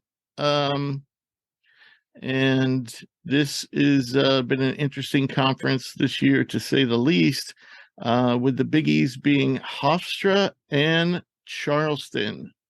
And Hofstra, I believe, comes in as the number 1 seed, right? They do come in as the 1 seed, and I think Charleston and Hofstra are just way ahead of everybody else. And got Charleston beating Hofstra in the finals. Okay, I am going to go with Hofstra. I'm going to go with Hofstra to beat Charleston, though. It's to me it's going to be a fun final, and two quality teams that can make noise in March Madness. And lastly, we have the WCC, the West Coast Conference, and that is Gonzaga, St. Mary's, Santa Clara, and so on and so on. So who do you have here? I suppose BYU could make some noise, and Santa Clara could make some noise. I know Loyola Marymount has come up with a couple of big wins this year. I think St. Mary's going to get Gonzaga. Okay. Yeah, I I got to go with Gonzaga. I thought they looked pretty convincing. Up until the end, they started to slip, but they look really dominating. They look like the Gonzaga of old in the first half. But yeah, I could certainly see St. Mary's. I think this is one of the better St. Mary's teams that we've seen in recent years. I think they certainly have a chance. At this point, we're going to bring on our first guest. Well, actually, we spoke to him yesterday. That's USC's Drew Peterson. Drew is one of the best players in the Pac-12 conference, and definitely in consideration for Player of the Year. And we talked about the Trojans' late season run and their chances in the tournament and so forth. Our special guest today is USC's Drew Peterson, a 2022 first-team All-Pac-12 selection. This season, he ranks in the top 10 of the conference for points per game, assists per game, field goal percentage, free throw percentage, and win shares, among other things. He's averaging 14.6 points, 6.5 rebounds, and 4.7 assists per game, while shooting 46% from the floor, 37% from deep, and 75% from the free throw line. Drew, welcome to the show. Thanks for joining us today. How are you doing? Doing well. Thanks for having me on. How's the weather in Southern California? It's actually a little bit rainy. Thankfully, we were in Boulder and Salt Lake last week, and I missed a lot of. I think there's even snow in some parts around here, but wow. Yeah, it's weird. But it's a little bit rainy, but I can't complain out here. It's better than my hometown. That's what I was about to say. Do you miss the snow and stuff? Yeah, definitely not. The only day I like to see snow is on Christmas morning. Other than that, I prefer to avoid it. So it's good being out here rather than back home in near Chicago. Okay. We got I'm in Northwest New Jersey, and we got about 6 inches last night. Oh, wow. Yeah, definitely. So I'm kind of in the mountains here. All right, so we'll get rolling with the serious questions here. The Trojans 21-8, 13-5 in conference. You guys have won 4 straight and now tied for second in the conference with Arizona. The team's been on the bubble for pretty much all month, but now it appears you're solidly in the field for the NCAA tournament. So you finished the regular season by hosting both Arizona State. So I got 2 questions here. How important are those last 2 games? And are you concerned about a letdown now that you've been on the bubble all this time, kind of probably stressful. Now it seems like you're safe. Are you worried about a little letdown now that you seem to be in a safe spot?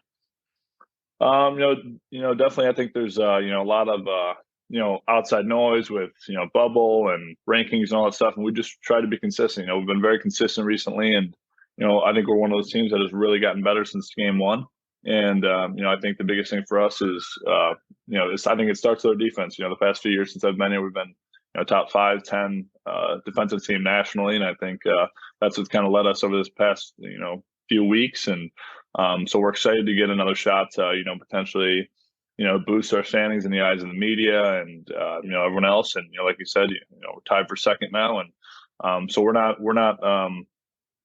necessarily concerned about a letdown. We're full steam ahead, and we're battling every week in practice. So we're excited for this week ahead. You brought up defense. I think I noticed you guys are you're holding your opponents, believe under 39% from the field. Yeah, it's been a priority since I've gotten here, and I think like I said, every year we've been amongst the top of the country in defensive field goal percentage, and it's awesome. It's good to be able to rely on that, and I think that it's kind of been what we're known for the last few years, and USC is known for really taking care of that, and I think we're always number 1, 2, or 3 for 2-point percentage defensive field goal percentage, and it's awesome to be able to kind of hunker down there, and I think we really showcased that over the last couple of weeks. Right. So if you continue this run through the Pac-12 championship, has anyone given you any indication of how high of a seed you could be? Because right now I think you're projected like somewhere between 11, 10, 9 in that range. But I would think if you won the tournament, I would think you'd have to be like a 5 or a 6. Yeah, I mean, if we could run the table, obviously we're one game at a time. We're worrying about Arizona Thursday, but there's things where if we can take care of business this week and the week after in Vegas, it's something where we can really boost our standing, and that'd be awesome. We're looking to prove a lot of people wrong. We thought we've been underestimated a little bit all year, and so we're excited to kind of get a chance to do that this week and the weeks after. Okay. I don't want to dwell on the bubble too much, but when I was watching the Utah game on Saturday, the announcers were making a comparison. They had a blind comparison and tournament resumes, and they had, I didn't know it at the time because it was blind, but they had you on one side and West Virginia on the other. And of course, West Virginia at the time was 5-11 in conference, and I think they're now 5-12. But how frustrating, or maybe you don't even think about it, but how frustrating is it for you and the team to continually hear that you might not make it when you're trailing teams in other conferences that aren't even close to 500 in their conference? Yeah, no, it's definitely interesting. Especially the fact that now we're tied for second in conference with a team who's considered a 2 seed. Right. So it's something that we've kind of understood and we've kind of battled all year long. But once again, now that we have kind of the ball in our court and we decide our own destiny, that's kind of what we're really focused on right now. Obviously, they say it's hard for a lot of the analysts and stuff to watch these late night Pac-12 games, and that kind of affects everything. They say hypothetically different conference bias, but like I said, we control our destiny right now. So I think that's the biggest thing moving forward is just we take care of business week by week, and we got a lot of showcase games coming up. A lot of teams that are in the tournament or on the bubble are coming up for us. So we need to prove that we're ready to go and heading in the right direction, heading into the tournament. Right. I'm going to pass you over to Bunny. Hey, Drew. Big fan of USC. Big fan of yours. Been watching you guys since Long Beach State back in December. Haven't missed a game, and I've been quoted on this show as saying that you guys are my dark horse to win the national championship, and I have you as one of my top 10 players in the country. With that being said, you guys have a nice mix, younger, older guys. How is the current team different compared to that loss at Florida Gulf Coast at the beginning of the season? I think we've grown up a lot. I think, we started the year with a little bit of a younger roster, mostly comprised of sophomores and freshmen. Then you got a couple older guys like me, Boogie, and Josh. And, I think it's something where, as a team, we kind of got, like I said, obviously everyone recognizes shocked game one, and, it was a learning curve. And I think that's something where, it almost helped us be better and more prepared and kind of lock in quicker than most teams and trending in the right direction at the right time. I think that's the biggest thing for us. So it's something where I think we've grown up a lot over the course of the season. And, I think that, it's awesome to see, as an older guy, the younger guys be able to put it together so much and, learn from their mistakes and, clean up everything as a whole throughout the season. Sure. Drew, you're a 6'9" guard. One of the main things you do that is so rare, not only I haven't seen it in the college game this year, and very, very few pros can do it. Like I said, you're 6'9", and usually when the shot clock's going down, you turn left shoulder and have incredible range falling away from the hoop. How did that come about? What do you consider your position to be? I consider myself a combo guard.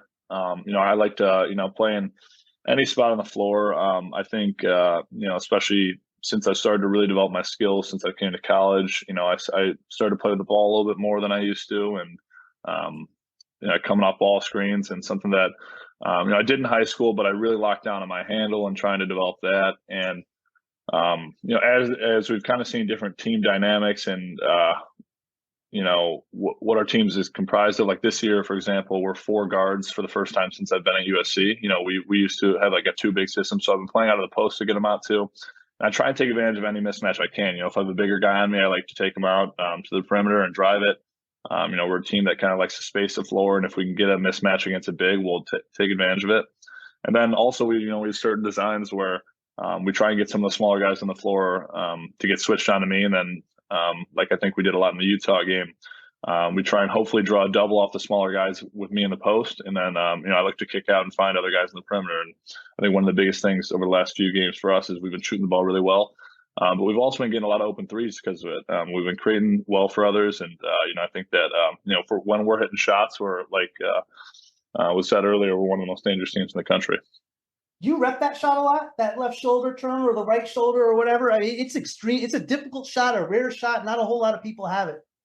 Yeah, 100%. I think that's one thing that I think I try and tell people, especially younger people, is, as crazy as it is, I every day in my warm up, I rep, right shoulder and left shoulder fadeaways. I think it's more than just, kind of like a fancy look. It teaches you to be square in the air, and it teaches you to adjust to difficult shots. I'm a big proponent of a majority of your shots in a game aren't going to be catch and shoot, unless that's your specific role. Worst case, the pass could be a little bit to the right, and you're not going to be on balance necessarily. So I try and rep as many off balance shots, while I warm up as on balance. So it's a big thing I've tried over the last, 3-4 years to add to my game. And, thankfully it's one of my kind of go-tos now. So it's damn impressive. Now in high school, recruiting services didn't give you much love, and you played your first 2 seasons at Rice. What gave you the confidence to move up a level in competition? Yeah, I think it was definitely, after my sophomore year, I kind of thought about it for a while, and I ended up deciding to transfer, and I was kind of ready for that kind of next step, and decided between a few different schools and wound up at SC. And I initially came in, kind of skeptical and kind of ready for a big challenge. I knew going to step up would be, like I said, a big challenge, but I seemed to fit in pretty early on, and I think that I like to pride myself on my versatility, and I think that really helped me early on, kind of see myself that I could really, play this next leg up. And, thankfully everything's worked out over the last few years, and, I've been really happy with where I've come, and, thankful that, it all came together with USC. So it's been an awesome few years here. It's been great. Couldn't speak any better of it. Now, Drew, it seems like when I watch you play, it seems like you play with a little bit of a chip on your shoulder. Does that have to do with anything as far as not being recruited originally by the power conferences? Definitely, yeah. I think everything kind of takes into account of where I've come from, being underestimated and stuff like that, and it's something that I think about when I'm practicing, and when I wake up and get ready for the day, and kind of being underestimated is a thing that's like you said, been since I've come to college, and with high school recruiting and all that. And so it's something that's fueled me, and I'm thankful for it. I think if I wasn't underestimated, or I kind of ended up in getting those offers, those big time offers out of high school, I think I'd be in a different spot than I am now, not necessarily in a better way. So I think that it's helped me along my career, and has motivated me from day one. Last year of eligibility. Last year you tested the NBA waters. What kind of feedback did you get? Yeah, it was great. I worked out for 7 or 8 different teams, and the biggest thing they wanted to see me was add a little bit of weight, and then also increase my volume and my types of 3-point shots. Take more than just kind of like a catch and shoot scenario. And so I think I've added 12 pounds since I was doing pre-draft. I was doing pre-draft at like 183, 184, and now I'm at about 195. And I was like 200 start of season. Obviously, the season going on, you kind of lose a little bit of weight as you go. But I'm continuing to chip away at the weight thing, and it's been awesome to it's helped me in the post a lot. It's helped me kind of hold my own physically, and I'm excited to see where it takes me with everything. I think it's been a great year, and I'm ready to obviously prove it in the Pac-12 tourney and March Madness, all that stuff. So it's been it's an awesome progression. Absolutely. You talked about a little bit about your versatility, your scoring, taking like the off-balance jumpers. What's the most you're going to be working on leading up to the draft? I think definitely, 3-point shooting is the biggest thing for me. I'm going to rep it at a very high clip, and I've been very comfortable with off the dribble 3-point shooting this year, and definitely getting the catch and shoot, and being ready, because there's many different roles you can take at the next level. And, I know a lot of that's going to be playing off the ball and being ready to catch and shoot and playoff closeout, stuff like that. So, definitely locking down on the shooting and, obviously the weight, continuing to progress with that are the two biggest things for me. That's awesome. Rooting for you, man. Rooting for you big time this year, man. Appreciate that. Drew, what do you consider to be? I mean, I know you've talked about some of them already, but what do you consider to be some of your top strengths that maybe aren't so obvious? I think one of the biggest things for me this year was also locking in defensively. I think every year I've made a jump defensively, and I think looking back on it, I was a very poor defender when I came into college, to say the least. I don't think I understood really what it meant to kind of just be locked in for a full shot clock. I think even when it would get off ball, I'd kind of take plays off, and it'd put me in bad positioning when the ball would come to my guy. So I think I've learned a lot defensively over the last 4 or 5 years, and I really feel like I can hold my own now. I think that I've started to embrace and pride myself on defensive stops and guarding the better players. So I think that's the biggest thing that is kind of a sneaky, underestimated tool of mine, is being able to really guard, I think, all positions on the floor. My favorite position to guard is actually smaller guards. I prefer to guard, guys that are point guards and stuff like that. I think I play better off that. I think I can contain them a little bit better. And so that's probably my main thing regarding that category. Okay. One thing I would think that maybe people don't pick up is you're pretty balanced in terms of right left. Driving, using both hands to finish. I think that's a positive too. That a lot of guys, even at your level, even when they're a senior, they still only really like to drive one way. So I think that's a plus as well. So this is it. Going to the next level. Do you have any specific training plans following the season, or is the first step getting an agent? I mean, those are kind of codependent, because depending with the agent and everything, that's where I'm going to be working out in different locations, and so that's the goal, kind of getting that all settled, and then it's locking in. Once I'm done with the season, and I'm really a few more weeks of school, but that's basically over. It's officially, my career. There's no more school, and there's nothing more to fall back on going back to school like last year. So it's full steam ahead, and I'm really excited for the whole process. And it's going to be just a new part of my life that I'm excited to get started. Right. Have you heard from Portsmouth? I got invited to Portsmouth last year, but I had to decline because you couldn't do it with the right coming back potentially. Like Damian Ball did at TCU, he got in trouble. Oh, did he? Okay, yeah, exactly. He had to miss like the first 5 games of the season or whatever. Because so you should probably get an invite. Are you gonna go? Are you gonna are you gonna go to everything you're invited to, or are you gonna wait to hear from the NBA? It's kind of taking it situation by situation. I don't really know exactly what it'll look like. Obviously I'll take advisement from my hypothetical agent, my parents, and figuring out the next steps. So it's something that obviously in a month and a half I'll be looking at, but with still being in the season, I'm not really looking too far down the line. Figuring all that stuff out yet. Right. I understand. So besides playing, practicing, studying, listening to our podcast, how do you spend your free time? What do you do for fun? I'm a big movie guy. Watch a lot of movies. Self-proclaimed movie critic, and I'm very interested in business. So follow stocks and stuff like that.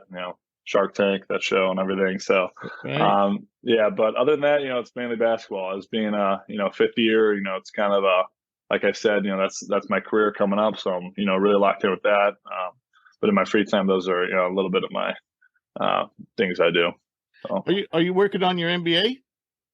No, I'm still undergrad. So I pushed with transferring I kind of got put behind with a few credits, and so I could have graduated this past semester, but I decided to push a class so I can have a very light semester. So I'm in one class right now. So it's basically like I'm playing professionally because I have a very limited academic workload. So I can focus entirely on basketball. Okay. You guys on the quarter over there? Quarter system or semester? Semester. So what is your major? Business? Yeah, business major. Cool. Yep. Cool. Yeah, it's been good. We got a good business school out here, so it's been fun. Well, USC pretty much has a good everything. Yeah. So last question. What sage advice has Bill Walton given you over the years? Trying to think.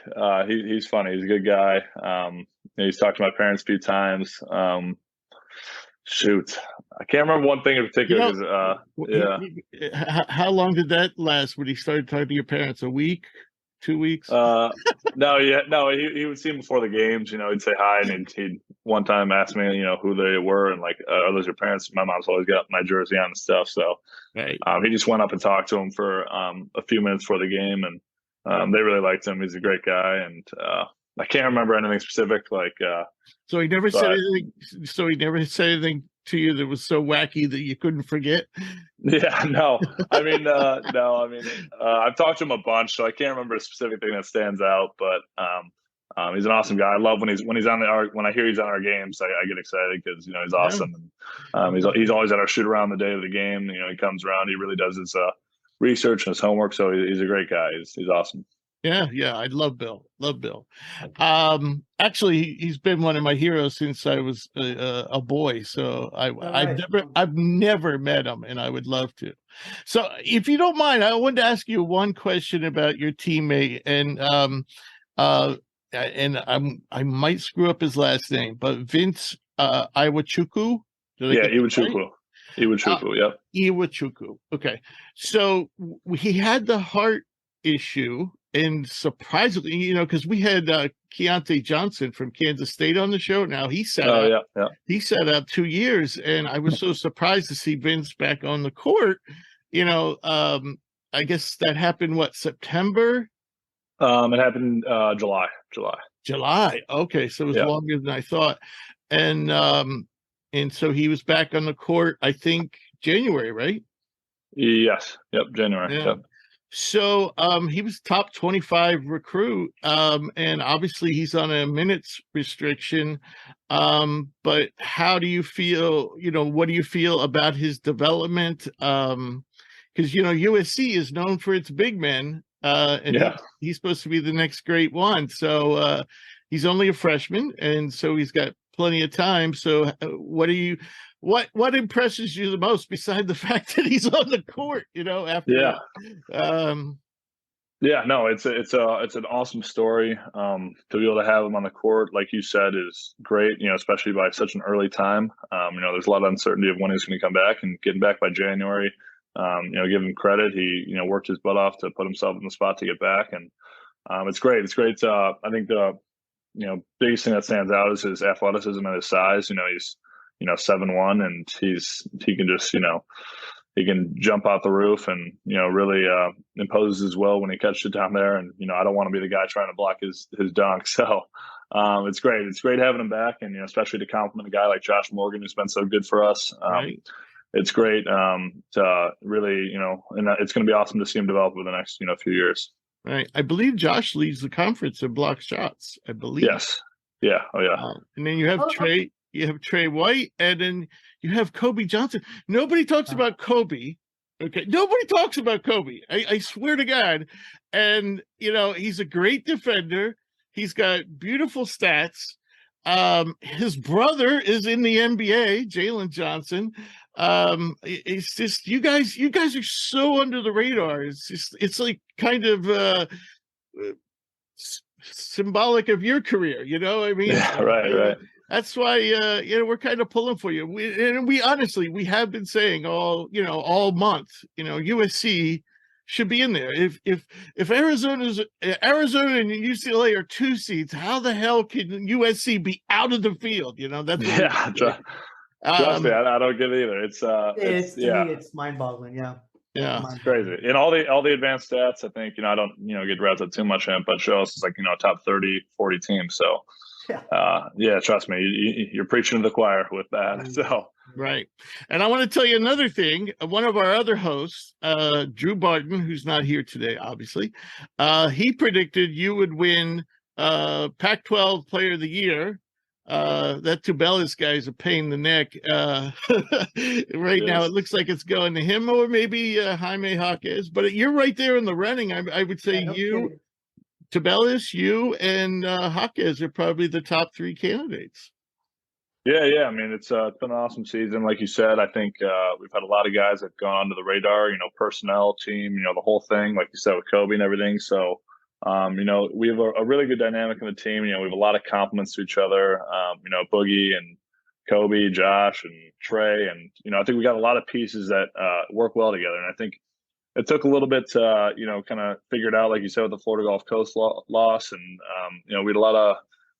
we had a different system, like we've mentioned, we've been a big dominant team for the last few years, ever since I've been here. And we switched to a 4-guard system. And it's something where, fortunately, I've taken advantage of complimenting really well off the other guys. I've been put in the right positions by Coach Enfield. And I think that it's heating up at the right time. So I'm really excited. Yes. And it's getting well. So it's like, I think we're a dangerous team, going in these last few weeks. And I think we're playing our best basketball at the right time. Yes. Agreed. All right. Well, thank you so much for your time. We really appreciate it. Hope maybe you'll come back when we get closer to the draft, Yeah. Just let me know. Or I might bump into you at the combine. One of the combines. Come back and visit us before you become an NBA star. Yes. Let me know. Let me know anytime. Let me know anytime. Does Brony ever come down to USC in the summertime and run with you guys? Obviously with being a little bit older and not from LA, I'm a little bit more out of that circle. Sure. But obviously he's deciding between here, Oregon, and Ohio State. So it could be definitely a lot of media with all that over the next few months, depending on when he makes the decision. I remember, I think it was coming at the end of the season or something. Yeah. But yeah. I mean, obviously hometown. I guess we're the only school like where he lives now. Sure. But so it'll be interesting to see how all that plays out. All right, Drew. Appreciate your time. It was fun, and we wish you the best for the rest of the season. Awesome. Thank you, guys. Hey, rooting for you, Drew. Good luck, man. Really appreciate it, guys. Thanks. Take care. So it's great talking to Drew. You're really high on. You're really high on him. I love Peterson. I've watched him quite a bit this year. He really, really knows how to play the game. He really gets everybody else involved. Great defensively. He knows when to distribute. He knows when his team needs him to score. And, like I told him yesterday and what I've been feeling all year, I think he is a top 10 player in all of NCAA basketball. Big fan of Peterson. And what were your thoughts? I thought Drew was highly intelligent. He was fun to talk to. I think he's clearly one of the top 3 players in the Pac-12, and I think he's deserving of All-American consideration. NBA prospects, I think Drew has a very good shot, and I think he's going to be a 2nd-round pick. He's not outstanding athletically, and he probably could shoot at a higher clip. I think right now he has so much responsibility on that team. He does so much for that team. He can't really focus on his shooting. But I think, given the opportunity, he will be a better 3-point. He's not a bad 3-point shooter at all, but I just think he could be a knockdown 3-point shooter and still give you that ability to get the boards, to get the steals, to get the blocks, and the passing. He's such a good passer. So I think he'll be a nice complementary bench player. Yeah, those are my thoughts. Yeah, agree. All right, so now we're going to move on to stock rising, and Connecticut is reasserting itself. And one of the things that has happened during this process is Jordan Hawkins, I think, has emerged kind of as their offensive leader. I don't know if you would agree with me, but I mean, over the last, let's see, going back to late January, he has scored at least 20 points, 7 out of 9 games. Knockdown shooter, good athlete.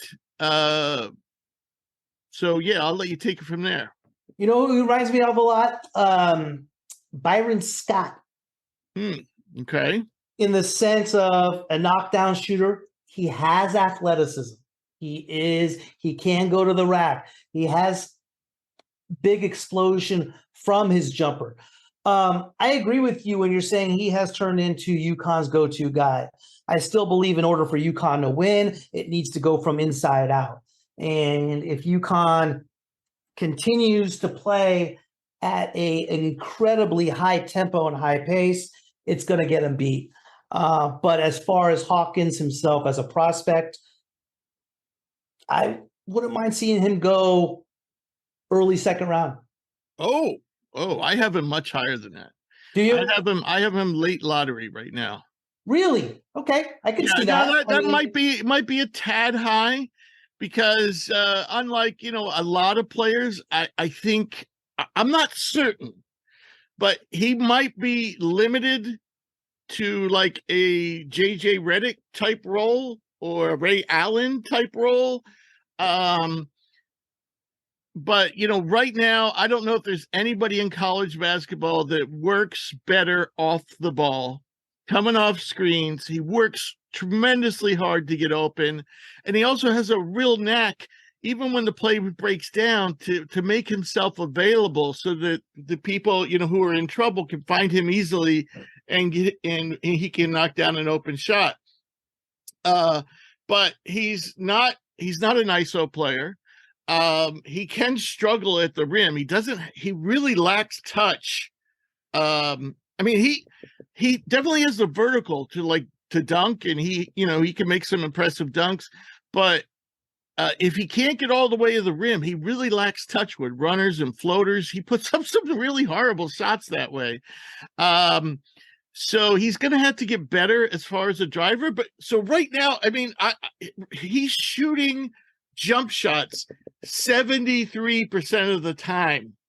Okay, that's a very, very high number. Yeah. And so, do you take a guy who's a knockdown shooter, but that's all he does? We talked about this with Grady Dick.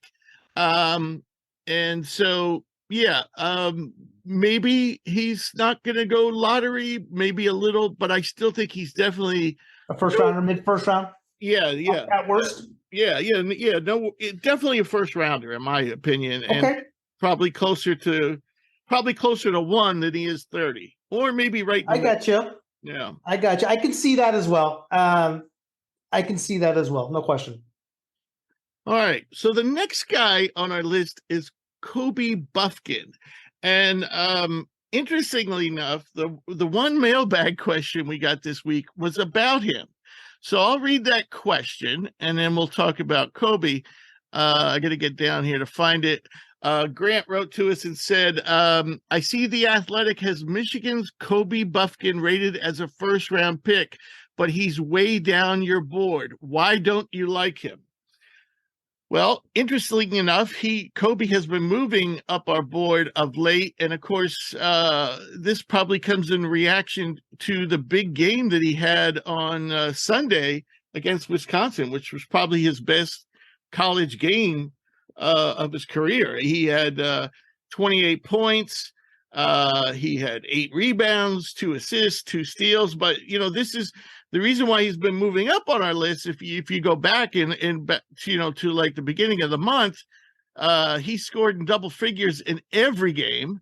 Also had a 21-point effort earlier in the month on Valentine's Day. He had 21 against Wisconsin. He must love playing against them. And for a 6'4" guard, he's been really grabbing boards at a high rate. He had 12 against Northwestern, 8 against Ohio State, 7 against Nebraska, and like I said, 8 against Wisconsin. He's also a combo guard, so he can have big games with assists. If you go back to that Northwestern game, 8 assists in that game, 5 against Ohio State, 5 against Nebraska. And he's a very pesky defender and comes up with a lot of steals.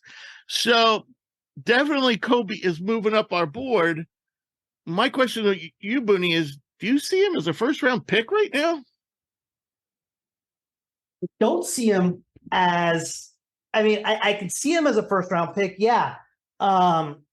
He's gotten better. I think it has to do do you see him as a first-round pick this year? Maybe. He's really come into his own a lot with Howard being out. His whole issue with Bufkin's been his shooting. Overall in the year, he's shooting 34% from 3. But for the last 6-7 games, he's shooting over 50%. And that's a big deal. He has a huge first step off the dribble. He's getting to the rack. He's finishing. He's nearly shooting 50% from the field. For a guard is tremendous. If he continues to improve at this stride as he has all year, I can see him as a late first round. Again, a lot of it has to do with a guy like Bufkin, and we've seen it many times in the past, how they do in the tournament, because that's when the attention is really, really on them, and players' stocks can really rise if you win 1 or 2 games in that tournament, and you're the guy doing it. So we'll see what happens. He has gotten better. I can see him as a first rounder. Is he a first rounder now? I don't think so. Yeah. I mean, when we release the board tonight, I think he'll be close to our top 100. I mean, he was in our top 200, but I think he'll be close to the top. I don't know if he's going to break in, but I'm still not even ready to move him in the second round territory personally. Okay. Now, here's what he's got going for him. He's a very young sophomore. He's 19 right now. He's younger than a lot of freshmen this year. Yeah. So he's 19 right now and won't be 20 till September. So he's got that going for him. He's a lefty. That's also always a plus. He has excellent quickness, like you said, with his first step, and that helps on defense too. When it comes to him, jumping in the passing lanes and driving. I still want to see more from him. He's very, very good at finishing around the rim. I still would like to see more of him, as a shooter, and probably just more just in general. I just haven't seen him play at a high level long enough to be like, yeah, that guy's, definitely going to be in the draft this year and definitely going to be a first rounder. I'm not ready to say that yet. Okay. But he's moving up. All right. So a guy I know you're very familiar with, and I'm going to make a bold statement. This is Antoine Watson of Gonzaga. I'm going to make a bold statement. I claim Antoine Watson has been this season Gonzaga's only player that has been consistently reliable. You stole the words right out of my mouth. And I'm pissed about it because I thought I was going to shock people with that. Jesus, Rich. Now they think I'm going to copy it from you. Agree. I mean, he's Gonzaga's garbage man. He does all the work no one else wants to. He's the really only scrapper on that team. He's shooting 63% from the floor. He has only 5 games this year where he's attempted double-digit shots. Not a great shooter, but doesn't really shoot the ball a lot. He's tough on defense. He's tough on the boards. I like Watson. As far as draft, I'm not sure. That's going to be my next question. We had this issue with Jordan Miller of Miami. Is a utility man. And of course, Watson is far more of a utility man Then or a glue guy than Jordan Miller, because Jordan Miller is also, I believe, if he's not Miami's leading scorer, he's close to it. But which Watson is. They don't rely on him for points per se. They rely on him for everything else, defense, rebounding, so forth and so on. But my question is, can a guy who's a utility guy in college, is that enough to get into the NBA? No. You got to shoot the ball better than 30% from three in this day and age as a 6'8" utility guy. Right. I agree. But I think if he can develop a jump shot, he's got a job waiting for him. Would you consider Antoine Watson and Pete Nance the same type of player? No, not at all. Okay. I think I consider Pete Nance an offensive guy. I consider Watson a defensive guy. Okay. Nance's strength is, always been passing and shooting. Watson's strength is defense and rebounding, and stuff like that. All right, so now we're going to talk about a player on one of the hottest teams in the country, and that's Wade Taylor of Texas A&M. Texas A&M is one of those teams that doesn't really have a star, but if there was a star on Texas A&M, it would be this guy. In the last, going back to the beginning of February, he has scored at least 18 points, 6 of 7 games. Actually, that streak ended last night. He only scored 12 against Ole Miss. Had a bad night against Ole Miss last night. But prior to that, he had been red hot. He's not very big. He's not the greatest of outside shooters, but he's a good shooter.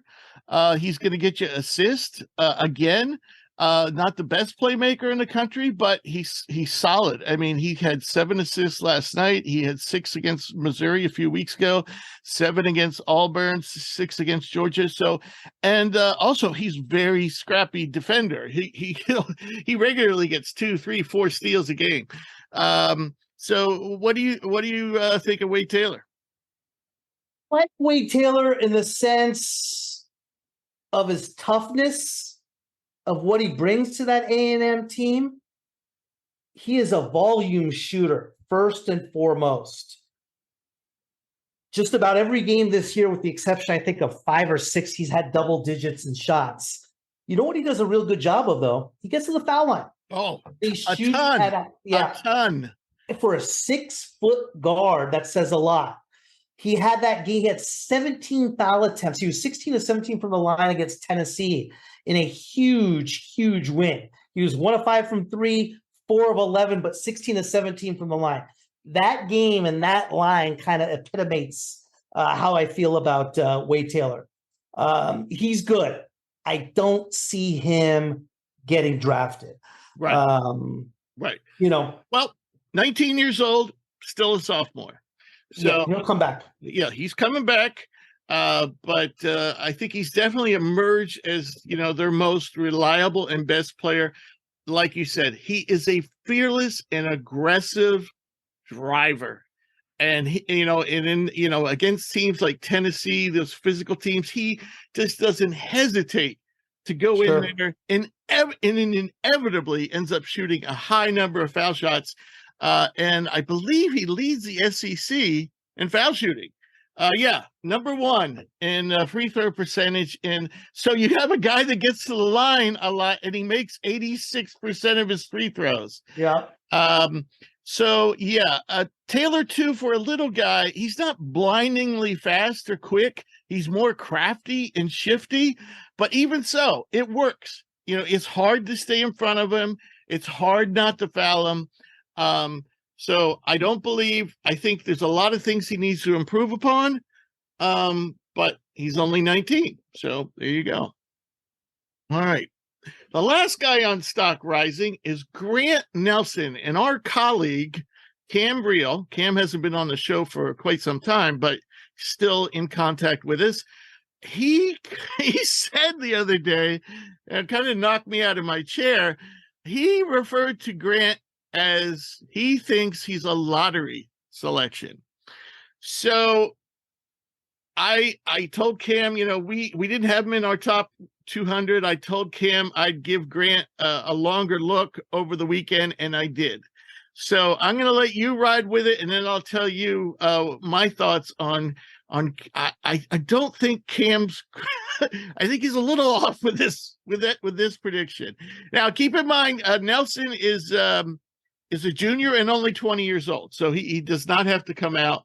So maybe Cam was thinking maybe a year from now or 2 years from now.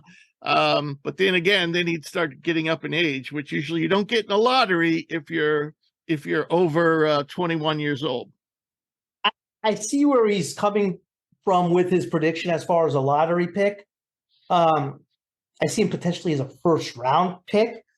Here's the deal. I saw him in January against Oral Roberts, and I was astonished and impressed with him. He is explosive. He's athletic. He could put the ball on the floor. He can score from anywhere on the floor. That's true. He has things you cannot teach. Mm-hmm. His jumper, when you see him set up for his jumper, it looks extremely, extremely pretty. He has a hitch on it at the top, yes, which is causing his inconsistency. Yep. For most part, every single shooter has that tight pause there that gets them set and more accurate towards the rim. He does not. He has the potential. And like I said, he has things you cannot teach. So I get where he's coming from with his prediction as far as a lottery pick. He's not there. Right. But potentially maybe. Right. If you watched highlights, if you went on their YouTube and watched highlights of Grant, yeah, you would be like, holy shit, this guy's a lottery pick. But if you watch film for a while, you'll see for every time he makes when he, sometimes when he drives, his first step is like, holy shit, a 6'11" guy. And he just 100%. Yeah, you're like, oh my God, he just blew that guy away. Right. But he doesn't do it all the time. Oh, yeah. And like you said, he's got a hitch in that shot. So he's not knocking down his threes or any other of his shots at a high clip. And if you break down his synergy numbers, like transition in the post as a pick and roll player in isolation, he's in the 60s. Now he's in the Horizon Conference. If he was a lottery pick, he'd be like in the 90s percentiles for those. Rich, could you see him as like a Baylor Shireman and transferring? Yes, exactly. Yes. Yeah. Same conference. Yeah. So I see him making a number of wow plays, but I don't see it enough. And I don't see the production at the Horizon level high enough to even, if he got into this draft, maybe he's a late second rounder. Maybe.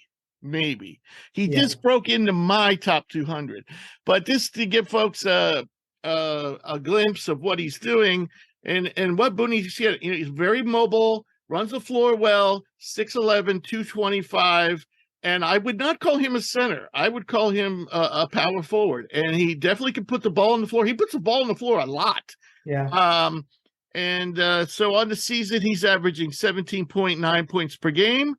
He's averaging 8.9 rebounds, 2.1 assists, 0.9 steals, 1.7 blocks, and 2.7 turnovers. So, and his shooting splits. 53 from the floor, 28 from three, not very good, 69 from the foul line. And as a pick and roll player, the guy almost always pops. Yes. He rarely goes to the rim. So you'd like to see a little mix there. You don't want to be predictable. You want them guessing. Is he going to go into the rim or is he going to pop on me? That just makes it that much more difficult for the defense. So yeah, I think Grant has a lot of potential and he's still 20 years old. And I think he could be an NBA draft pick, but I don't see it. I don't see him coming out. I see him transferring and then we'll see. Agree. By the way, we tried to get Grant on the show and we're so far have been unsuccessful. Be fun to talk about or talk to. Talk with, actually. Right. I'll get it right. All right, so now we move to stock falling, and obviously the person who leads this list is has nothing to do with this basketball game, and that's Brandon Miller. I don't want to get too much into the detail. We're going to talk about that tomorrow in a special episode about what happened with Brandon Miller. Let's just say the optics right now are horrible. And I believe the NBA teams are going to look at him and look at him and look at him with a fine-tooth comb and a magnifying glass. And depending on what they find, I still think this guy's going to get drafted. And, depending on what they find, it might not hurt his status at all. It just might be, the kid's a little immature, doesn't use the best judgment, or they could find stuff that's worse. And I could conceivably see him falling maybe to the end of the first round. Depending on what they find. I mean, it would have to be pretty damning for him to slip that far. But yeah, if they find what they could find, yeah, I don't even know if he, it might be more serious than that. I'm with you. It a lot of it depends on what they find. Regardless, we know his decision making and who he is, and I don't, as far as what we know, right, is not good. Right, doesn't look good. Just simply being, and again, I know we're not getting it, simply being there at that time and with what happened, there is a question to his decision making and who he is. No question. I don't think anybody can deny that. Does it slip? If I'm an NBA GM and all the information is out and we see it as it's nothing worse than what's already been publicized, I still take him at 2 or 3. Right. As we get deeper into this, there's going to be players like Anthony Black, Casey Wallace, and the kid from Baylor, who I always forget his name, Keontae George. Yeah, Keontae George. You might start liking them a lot, and if it comes down to being close, let's say you have Keontae George 4th on your board, and you have Miller 3rd on your board, and you're picking with a 3rd pick. If it's close, you're probably going to go with Keontae George. Here's who it hurts, though. The next guy. Here's who it hurts is a Jaden Bradley. Jaden Bradley, right. Arguably, when he eventually comes in, let's say best case scenario, he is again, mid-second rounder, right? Right. I don't draft him now. I don't want anything to do with him. Right. No. That's where it hurts you. Yeah. If you're a 2nd round pick, you can pretty much forget it. They're just not going to. They're not going to bother. Yeah, and that's the same thing with that whole incident. Is if you're averaging 4 a game, you're no longer in the university. Right. But again, that's for another time. Right. So yeah, Bradley is also on our stock falling list. He doesn't look to be as involved. I will say this: since the incident, since the incident came to light, he's shooting 2 of 12 for a total of 6 points. That was against South Carolina and Arkansas combined. The game before that, he had no points. And there were also a string of games where he scored no more than 8 points in 6 games. So in the last 9 of 11 games, he scored no more than 11. Or no more than 8, excuse me. But here's the thing: I didn't think Bradley was going to come out this year, and now I definitely don't think he's going to come out. I lowered him on my board, but on the season, we're talking about a kid. He has had some moments of brilliance, especially in that Houston game. I thought he was the key to them beating Houston. But on the season, 41% from the floor, only 29% from deep, only 69% from the foul line, And right now the kid is very limited. He's basically a driver and not much of a shooter. So he's got a long way to go. If he wasn't that much involved, if it was just, but whether he was involved or not, he shouldn't come out. Let me ask you a question. Who do you like more, Zuda Mintz from Syracuse or Jaden Bradley? Mintz, me too. Yeah. They're both freshmen. I had them very close together for a while, but Mintz has since moved up on our board, and Bradley has since fallen down because of the incident, which made me double back and look at his numbers, and I'm like, oh boy, he's really been cold lately. So. But just if you subtracted the incident just on straight basketball, I still should have moved him down. He's been cold. He's been ice cold. I agree. So, all right. So the last guy on our stock falling was on our stock rising, not too long ago, maybe a month or two ago. But he just really hasn't been getting it done lately, and I'm not sure what's going on. I must admit I have not seen Maxwell play in a while. That's Maxwell Lewis of Pepperdine. But he had a good game against Gonzaga, but overall he only had 4 points against Pepperdine on 1-9 against Loyola Marymount. Then he had only 14 against Santa Clara the game before that on 4-12. He had 20 against Gonzaga, but then against Frisco, 3 of 9 for only 8. Then against BYU, 2 of 5 for only 5. Next game against Portland, 4 of 16 for only 12. So the guy has definitely cooled off, and you can see it in his overall numbers. My big concern is, if you still look at his resume, he's still putting up 17 points per game, shooting 47 from the floor, 36 from deep, 79 from the line, throwing in 5.6 rebounds a game, 2.8 assists per game. So all those numbers are good. They're not great because the competition isn't great. But what I'm more concerned about is when you go into the analytics with Lewis, all his numbers are beside jump shooting off the catch, all his other numbers are kind of mediocre. And there's one reason for it. He's turnover prone as hell. So when you calculate points per possession, that includes turnovers, which none of these other stats do. And when you throw in the turnovers, his numbers become mediocre, and he's a West Coast Conference player, which means he's not playing against the best competition night in, night out. So why am I going through this whole diatribe? The reason is a lot of people, most people have Lewis as a first rounder, and a lot have him as a lottery pick.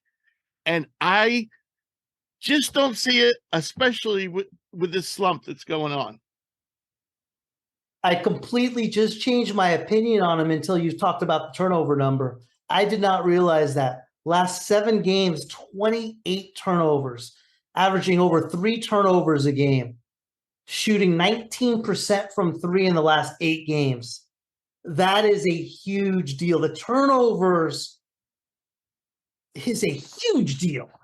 Yeah. And he's not your primary ball handler. No, but what he does is he constantly tries to create, and he does things like leave his feet and then decides to pass. He often drives into a wall with no place to go, and he just loses it. His handle is good, but when he gets in traffic, it's not tight enough. His passing, he can make some really boneheaded decisions with when to drive, when to get rid of the ball, and that causes turnovers. The guy's a gunner. And he's definitely clearly the number one option on his team. So you're going to get some turnovers in that situation.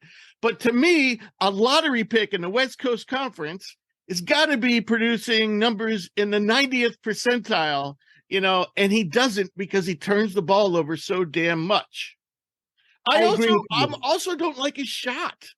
You don't see. I do. I like it a lot. Bunny, I'm going to tell you what, if you watch him over and over again, which I did last night, sometimes it looks beautiful and sometimes it looks like he's pushing it and it's flat. he's not consistent with it. Here's my most interesting stat about him. We talked about Anton Watson. Yeah. Okay? He's in the top 10 of the West Coast Conference for the top 3 overall metrics per win shares plus minus. Top 10 in the conference. Lewis isn't even in the top 15 for any of those 3. I'm telling you, a lottery pick would have a really good plus minus. He would have a lot of win shares. Now, of course, Pepperdine doesn't win many games, but his per isn't even in the top 10. And again, per includes turnovers. Yeah. So I do I think he's a potential first round pick? Yes. Do I see lottery? No. I 100% agree with you on the lottery. He is not a lottery pick. He is going to be a much better pro than he is going to be a college player. I think the space and the openness of the NBA fits his game. And he'll be surrounded by better talent. It certainly is difficult to play on a poor team. He's a prototypical swing man for the NBA, 6'7". I think he will be able to shoot the ball better in the NBA with that space. Agree with you on no chance at a lottery, but I like him at like a 17, 18 spot, mid first round, maybe early 20s. Right. Right now, I have him early second round, so that is way off from everybody else. I just want to watch. I just want to watch him more. I don't watch Pepperdine much. After the season's over, I'm probably going to sit down and watch, like 2-3 of his games just to get a solid feel for him. And if I can watch him in this West Coast Conference tournament, I definitely will be watching to see how he plays. But right now, he is struggling. Yeah, I agree. All right. So our second guest is going to be coming on the show, and that's the aforementioned Dwayne Cohill of Youngstown State. Alrighty. Our special guest today is Youngstown State guard Dwayne Cohill, who leads the Horizon League and plus minus, ranks in the top 10 of the conference for points per game, assists per game, steals per game, field goal percentage, free throw percentage, player efficiency rating, and win shares, among other things. This season, he's helped lead the Penguins to a 23-8 record and the top seed in the Horizon Championship, averaging 17.8 points, 3.5 rebounds, 4.9 assists, and 1.4 steals per game. Dwayne also boasts outstanding shooting splits, shooting 53% from the floor, 46% from deep, 86% for the free throw line. That's a lot. Thanks for joining us today, Dwayne. How are you doing? How's the weather in Ohio? I appreciate you having me. It's pretty good up here. It's a sunny day, Wednesday. Okay. Early March, we're not used to the sun out this early, so yeah, nice day, 60 degrees. So no way. Yeah, it's a nice day up here. Wow, we just got done. We had a snowstorm yesterday or the day before, actually. So yeah. All right, so let's start at the beginning. You were born in Ohio. Attended Holy Name High School just outside of Cleveland, became the school's all-time leading scorer. Then you went to Dayton as a 4-star recruit. Okay. Yep. And then before that, before all of that happened, what attracted you to basketball, and when did you know I'm pretty good at this? Man, I really played sports all my life. I played basketball, football, baseball, track. But really, I think it was about like 4th or 5th grade. I just was going through a tournament, AAU tournament. I was just like, I think I'm kind of good at this. Like, I like it. I'm having fun. I'm meeting a lot of people. And then most of my friends are like, we all play basketball. So I was like, might as well just stick with it, start working at it. And then I think by 6th grade, I really started seeing like the development, like really just progressing. And by 8th grade, I think I was one of the top players in the country. And I never looked back from there. Right, right. So you were at Dayton for 3 years, including a redshirt year in 2021 due to injury. You played in 30 games in 1920 when the Flyers were 29-2 and ranked number 3 in the country before that season was shut down due to COVID. So does that fact that you weren't allowed to play in the NCAA tournament that year still sting? Yeah, it still sting. I talk about it all the time. Like, what could have been, what we was going to do, what I think we was going to do, everything like that. I talk to my whole team, my teammates that I play with, talk to them about it all the time. We just reminisce on the season and be like, man, COVID really took away from us. But yeah. I mean, I was thinking, you guys, I think Kansas was up there that year, Florida State, Kentucky, I think were really good. I mean, I think you would have been like the top 4 seeds. How do you deal with that disappointment? I mean, you can't really. I mean, it was really out of our control. COVID was kind of a shock to the whole world. So yeah, we just was. That's what it is. We had to just play the hand we was dealt, and that's what it was. And we just gotta live with the what if forever now. So right. Are you still in touch with those guys? Oh yeah, I talk to OB. I talk to OB all the time. I talk to Jalen Crutcher. I talk to Trey. I talk to Ryan. I talk to almost everybody. Where's Jalen these days? Jalen's in the G League right now with the Greensboro Swarms. Okay, cool. Yeah, cool. So now you're at Youngstown, 3 wins away from the NCAAs. Can you taste it? I mean, you must want this real bad after the 1920 season. Nah, I definitely want it bad, but it's taking it a game at a time. I ain't trying to look too far ahead or get too high up, thinking like we the best team or we got it easily made because every game gonna be hard. But right, definitely that's what my sight's set on. That's been the goal since the beginning of the year, since I got here, really. So that's definitely what we shooting for, and we gonna work our tail off till we get there. Right. When was the last time you guys were in the tournament? Never been in the tournament. Seriously? Yeah. I didn't know that. Huh. That's crazy. That's crazy. All right. So as the top seed, you get 8th-seeded Detroit Mercy on Thursday before the tourney moves to Indianapolis. You've already beaten those guys twice this season, but both were pretty close games. How confident are you going into this matchup? I know a lot of people say, oh, geez, I wish it's tough to beat a team 3 times in a row. But on the other hand, I would think it might give you some confidence. We've already done this twice. Let's do it again. Definitely. Like you're right, though. It is hard to beat a team 3 times, especially when y'all in the same conference. But, right, man, just try to go out and execute the game plan, do what we got to do. We know Twine want to go out and score 40, so we got to, limit him. Limit his touches, make him see bodies, everything like that. But I mean, our game plan really isn't gonna change. Just try to be who we are. Try to go out and do what we do. And as long as I feel like if we do what we're supposed to do and handle our business, everything will be all right. Right. So you guys, Davis and yourself are probably the 2 leading candidates for Player of the Year in the conference, I would think. And he could become the all-time leading scorer in college basketball with 26 tomorrow. So do either of those things add to this matchup, or are they irrelevant? I mean, of course, the Player of the Year, actually the award actually got given out on Monday, I believe. He got Player of the Year. He got Player of the Year. I didn't know that. You had to be second, huh? Yeah, I think I was second. I don't really know, but I just know I didn't get it. But he got it, respect to him. But really, that's an individual accolade. Of course, that was a goal of mine, but that wasn't my ultimate goal. Right. I'm glad that I was in the running, and that I'm happy for him that he won. Also, yeah, great player and everything. It's an amazing record. But I definitely just think now it just added a nice chip to my shoulder. Just gave me a little bit more to, come out with some fire. So, hey, kudos to him for getting that Player of the Year. But we want a championship ring. We want right NCAA first. So right.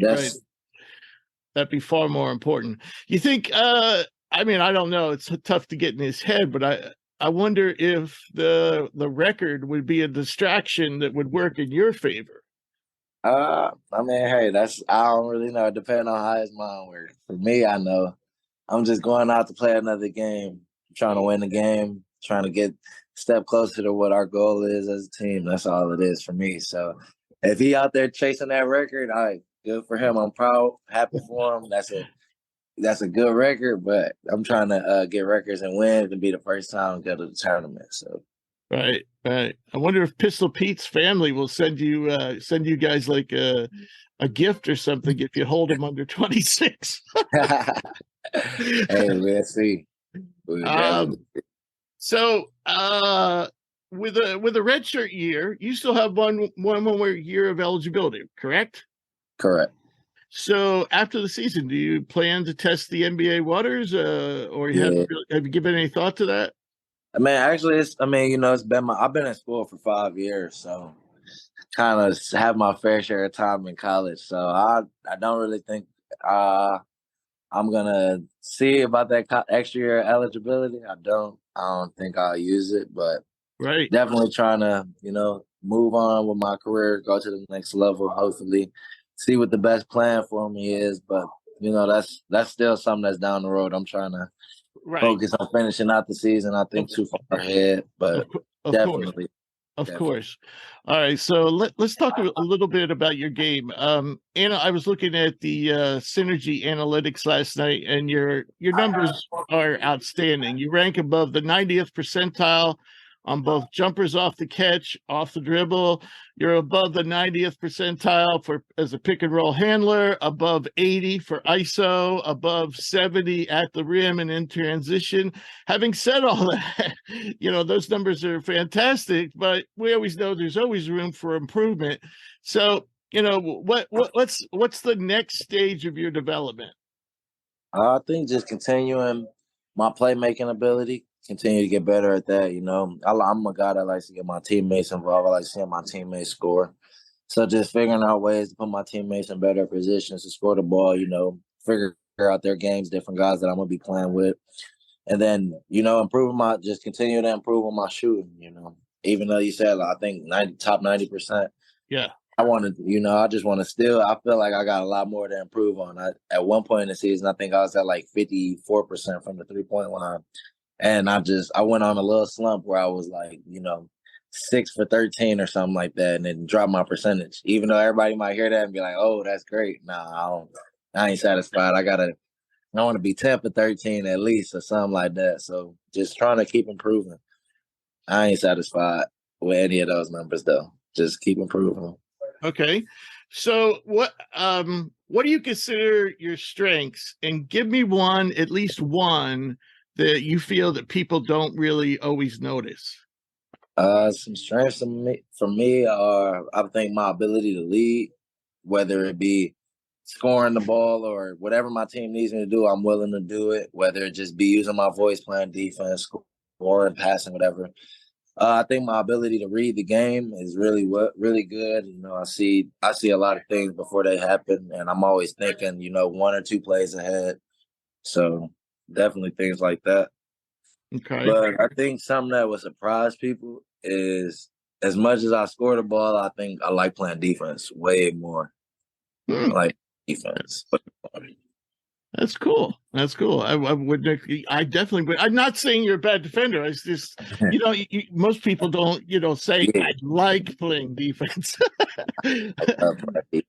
I love some defense. They might say they're good at defense, but they don't say they like it.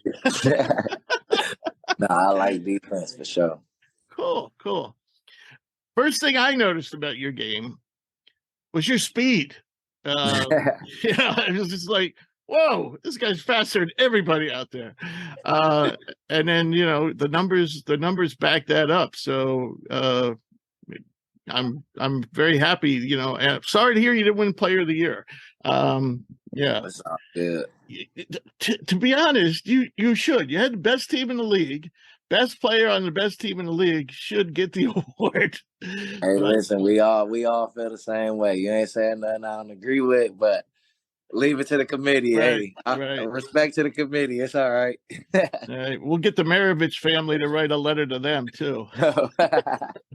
For sure. All right. So besides playing, practicing, and studying, how do you spend your time? What do you do for fun? I'm listening to music, usually listening to music, chilling with some of my teammates, or watching basketball. Or if not watching basketball, I'm probably trying to figure out some clothes to put together, try to put some fashion together or something, put an outfit together, something like that. So, okay. What's your major? Me, I'm a general studies major with focuses in psychology and communications. Okay. So no fashion design or anything, no interest to go. Nah, I take a few classes with the fashion design, but I didn't really want to try to major in the fashion design. I felt like that would have been a little too much for me to try to balance with basketball at the moment. So right. Okay, well, tomorrow's a big day. I'm going to let you go. I really, I'm not supposed to say this, but definitely, especially in light of what happened at Dayton, really pulling for you to win the tournament. And I wish you the best. And after the season, maybe once you get into the draft process, you can come back and talk to us and let us know, how's that going. For sure, definitely. I appreciate you giving me some good luck too. Yeah. One last question. Have you heard from Portsmouth? No, I haven't heard from him yet. I think I'm not really sure how that works. Yeah, I don't know. I don't know when they send them. Yeah, I just don't know when they send them out. Yeah, I'm sure it'll probably be here soon. I mean, season's coming to an end, so probably soon. Who knows? Yeah. Okay. I'm working for it though. I'm working hard. It's gonna. All right. Hey, I'm praying for it. All right, buddy. Do well, and we're wishing you the best, and we'll talk to you maybe a couple months down the road. For sure, I appreciate it. All right, thanks so much, Dwayne. Yes, sir. Great talking with you. Okay, so we're moving on to our game predictions, and since we're had two guests this week, we couldn't couldn't finish up the show yesterday, but Bunny and I still made our predictions for yesterday, which we'll go over quickly. How about what happened last week? Have a summary of last week. Oh, right. I believe I'm a back-to-back. I'm sorry. Yeah. Booty beat me for the second straight week. He went 20-10. I went 19-11. He moved up one spot in the standings. Booney's now 57%. I'm holding at 65% barely. And Mav still sitting in second place at 58%. So we picked 5 games last night, and unbelievably, we disagreed on all 5. I made a couple mistakes there too. Yeah, I went 3-2. I took Clemson, and Booney took Virginia. Of course, Virginia won. I took Duke. He took NC State. Well, I won't keep on saying. I'll just say who I took because he took the opposite on all 5. Of course, Duke won pretty easily. Seton Hall, Villanova was tight throughout. I took Villanova. Arkansas, Tennessee. Tennessee surprisingly dominated that game pretty much. I had Tennessee. And the one important note from that game is Zakai Ziegler. Well, I haven't heard anything recently, but it looked like he suffered a pretty bad injury. He came down awkwardly on his, I believe it was his left leg, and the leg bent at the knee awkwardly. Looked like it could have been like, typically when you have that kind of bending sideways, it's MCL.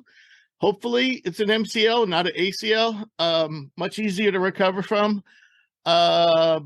So we shall see if Zakai Ziegler misses any time or is out for the rest of the season. That makes Tennessee's title hopes much more differently because they don't really have a true backup point guard right now. But Scovey, if he plays on the ball, it really takes away from his talents. He's a much better off-ball player. I think Tennessee will. I mean, they're already struggling with scoring, and I think it's probably going to make it that much worse. Lastly, I took San Diego State and Boise. San Diego State was winning early, but Boise ended up winning at home over San Diego State. So that's how we ended up Bunny winning 2, me winning 3. So moving on to tonight, we got 3 games tonight, starting with a top 20 matchup between Xavier, and they are at Providence. What's the bummer about Xavier is the loss of Fremantle. Yeah. And right now the injury report has him coming back in March. They're already not a very deep team. Right. And they're going into Providence. I like Providence to get this one at home. Yeah. I think maybe the smart money is on Providence. But no one said I'm smart. I'm going to go with Xavier. I mean, I just think their best players are better than Providence's best players. But yeah, the depth without Freeman. Also, there's a couple other guys that are going to be out tonight, backups, making that team thinner, but I'm still going to go with the X. All right, so the next game on our list is another top 25 matchup. This is Texas at TCU. I still believe that when all teams are firing on all cylinders, TCU is the best team in the Big 12. I like TCU at home. I agree. I got to agree with you there. I know they're still not quite playing at the level they were before Mike Miles got hurt, but Texas is also sputtering. They let me down last week. I'm going to go with TCU. All right, we have Penn State at Northwestern. Northwestern's has had a tough schedule down the stretch. They're sputtering a little, but Penn State lost a critical game to Rutgers on Sunday. Seth Lundy was 0 of 13 in that. Oh my goodness! Penn State. Wow. I was feeling for Penn State in that one. Look for them to come out stronger than ever and win at Northwestern. I like the Lions. Yep, that's big. I'm going to go against my home state boys and pick Northwestern. Though I'll be rooting for Penn State. And I think if Penn State loses this, they can basically forget it. Unless they win the conference tournament, which I don't foresee. And they're not North Carolina, so. Right. So Thursday's games, we have Michigan at Illinois. Michigan's been hot. Illinois has been a little up and down. I think Illinois is an extremely, extremely good team and an even better team at home. Give them the Fighting Illini in Champaign. I have to agree. Howard,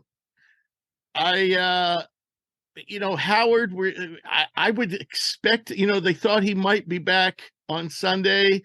He didn't play. I think he might be back, but still, I think Illinois is a very talented team, and they got to get this ship straight before they get into the tournament.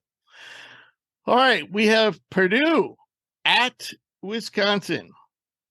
Chucky Hepburn listed as questionable. That is a huge questionable sign there. Yep. I still think Purdue's better. Give me Purdue to get one on the road. Yep. I got to agree with you, especially with Hepburn being out. Wisconsin's, they've been kind of like win one, lose one. All right. We have Arizona, number 8, at USC. Big matchup. I just think the Trojans are better at home, neutral court, at Arizona. And as Drew Peterson said, they're playing their best ball of the year right now. Indeed they are. The Trojans at home. Indeed they are. But Arizona's not going to be very happy after losing that game. I'm going to go with the Wildcats over the Trojans. All right, moving on. We're moving on to Saturday's games, and we have number 2 Alabama at number 24 Texas A&M. I just can't root for Bama, period, right now. Yeah. If this was at Bama or anywhere, give me Texas A&M. I'm going to agree with you. No, I think, Alabama, they lost to Oklahoma, so I think sooner or later this situation is going to catch up to them. I don't know if it's going to devolve into a losing streak, but I think they're going to lose a game here or there. and A&M's been red hot for the most part, except for that loss to Mississippi State. I'm going to go with A&M. All right, we have number 11, Kansas State at West Virginia. One of the key items I saw in this game when I look as far as the Kansas State, which kind of changed my mind as far as who they are, was a game they played against Baylor at home. They got the win 75-65. That's fine. But a perception you have from Kansas State is they have to shoot the ball extremely well from behind the arc in order to win. They were god-awful that game and still found a way to get it done. I like this K-State team. I think Keontae Johnson is one of the better players in college basketball. I like K-State to get this one on the road. Yes, I agree. And I have a bit of news. We should be talking next week with K-State's star point guard, all 5'8" of him, Marquise Noel. Wow, what a treat. Looking forward to that one, Rich. Yeah, finally I get to talk to a basketball player who's around my height. There you go. All righty. So next on the Saturday docket is number 12 Tennessee with the aforementioned possibly missing Zakai Ziegler at Auburn. Zakai Ziegler, a huge subtraction from Tennessee, but a bigger addition was Josiah James. Yes. I like Tennessee to get this one at Auburn. Yes. I'm Auburn sputtering. And as I said, I up top, I like Villanova's chances to get into the tournament better than Auburn's at this point. Auburn also has to play, not on our list, but Auburn also has to go to Alabama this week. So they could finish the season up with 2 more losses, and they've been very cold. All right, we have Kentucky, who seems to have finally righted the ship at number 23 in the country now at Arkansas. I saw that game, Arkansas-Tennessee, last night. I think it was more of an issue of Tennessee being very, very good rather than Arkansas sputtering. I think Nick Smith's a difference maker. I got Arkansas making a run in the tournament. I got Arkansas beating Kentucky at home. Yeah, I again, I have to agree. And Nick Smith is starting to warm up. He didn't play great last night, but the prior 2 games he has. I think I agree with everything you said. I think Arkansas is primed to get going. All right, now we have a big top 10 matchup. Number 3, Kansas at number 9, Texas. I'm not a Longhorn guy. I haven't bought into them all year. It's not going to change today. Look for Kansas to go into Austin and get the win. I'm going to disagree. And I say that very tentatively. As much as Texas hasn't been playing great, I'm going to go with them at home here. I think this Texas team is better than they're playing. Even though they're number 9 in the country, I still think they're better than that. I think they can play better than they have. So, all right, this should be for first place. This should be for the regular season title, I believe, in the ACC. Number 25, Pitt at number 16, Miami. One of these games where if it was at Pitt, I'd take Pitt. But since it's at Miami, I'm going to go with the Hurricanes. I'm going to agree. I think Miami's the better team, and they're home. Oklahoma State at Texas Tech, 2 bubble teams. Losers probably gone. Red Raiders been playing a lot better. It's at Texas Tech. I'd pick them if it was at Oklahoma State. Give me Texas Tech in this one. Yep. Your logic is very sound. I agree. All right. We have Duke, who keeps on rolling. They seem to have got it together at North Carolina. I'm not going to be part of the problem, Rich. Give me Duke on the road.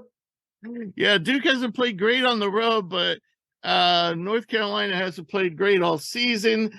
Duke has really seemed to got their act together, and they handled North Carolina the first time around. So I'm going with Duke. All right, we have UConn at Villanova. Villanova could get right back into the tournament discussion with a win here. Can Villanova really sneak in? Can they really sneak in? Is Justin Moore that big of a difference? I don't know. But he is enough of a difference this week. Give me Villanova at home. Wow. I'd love to go with my boys, but UConn has just seemed to finally get their act together. I don't think they want to slip up. I think they want as much momentum as they can get. I'm going to go with UConn. All right. We talked about this game before. It could put Vandy in a position to be a better selection than Mississippi State for the tournament. Mississippi State at Vanderbilt. Give me the Commodores at home. Vandy. I agree. All right. This game, Utah State needs badly. I think Boise State's in whether they win it or not. Boise State at Utah State. Mountain West is an extremely difficult place to win on the road. That trend is going to continue. Give me Utah State. Again, I agree. Got to go with the home team. All right, here we go. This is a rematch, another top 10 matchup. Arizona, who defeated UCLA earlier this season at UCLA. UCLA is going to return the favor in Poly Pavilion. Give me UCLA. Yep. Amari Bailey didn't play in that first matchup. Right. Now, he's been kind of up and down since returning, but I just think that's just one more weapon that they'll have that they didn't have before. I'm going with UCLA at home. All right. Arizona State on the bubble. USC seems to be in a pretty good spot to make the tournament. Arizona State at USC. I just officially made a change in my Final Four. I am swapping USC for Bama. Give me SC. Wow. Wow. Official change. Official. All right. I, too, like USC in this one. I think that will push Arizona State out. All right. Sunday's games. Maryland, number 21 now, at Penn State. Nittany Lions at home, just continuing to barely survive to try to get in. Unfortunately, it's not going to be enough. But this game, they'll get done. Yeah, I gotta agree. I'm not sold on Maryland. They're tough at home, but yeah, Penn State's just they come up with these games where they just surprise you. I think this is one of those games. All right, we have Illinois at Purdue. This is just Purdue's just better, and on top of that, it's an extremely bad matchup for the Illini. Give me Purdue at home. Yeah. Got to go with Purdue at home. Last game on the slate, Northwestern at Rutgers. I just don't think Rutgers is very good right now since the last injury to their big player. I forgot the name of him off the top of my head. Mags is this, yes, thank you. Maywat Mags. Maywat. Give me Northwestern to get this one on the road. This one's tough. I'm going to go with Rutgers. Okay. I'm going to go with Rutgers. I think this one's a toss-up. But yes, Rutgers is not playing well down the stretch. All right. So in our mailbag, we got to the one question we had from Grant. Thank you for that question. Folks, please continue to send questions, and you can do so by emailing it to admin@hoopsprospects.com. We also take questions via social media on Twitter at Hoops Prospects, on Instagram at The Hoops Prospects, and on Facebook at Hoops Pros. I want to thank all our listeners. I want to thank our two special guests, Drew Peterson and Dwayne Cohill. We'll be back next week with a new stock report. Two special guests, Darian Williams of Nevada, the star freshman who's come out of nowhere, and Marquise Noel, as we know it now, will both be on the show next week. And if you ever miss an episode and you want to get caught up, just go to hoopsprospects.com. Any final thoughts, Bunny? Final thought is this: for everybody making their bracket of who gets in and who doesn't, put your best 68 teams in the tournament. Forget about Lenardi. Forget about DeCourcy. Forget about everybody else's bracket. Pay attention to your bracket. Your bracket's the one, the best 68 teams. And that's what I'm doing. All righty. Well, ultimately, a week from this Sunday, we will know. We will know what the real bracket is. But yeah, good show. And great to talk to you again, Brony. And we'll see everybody next week.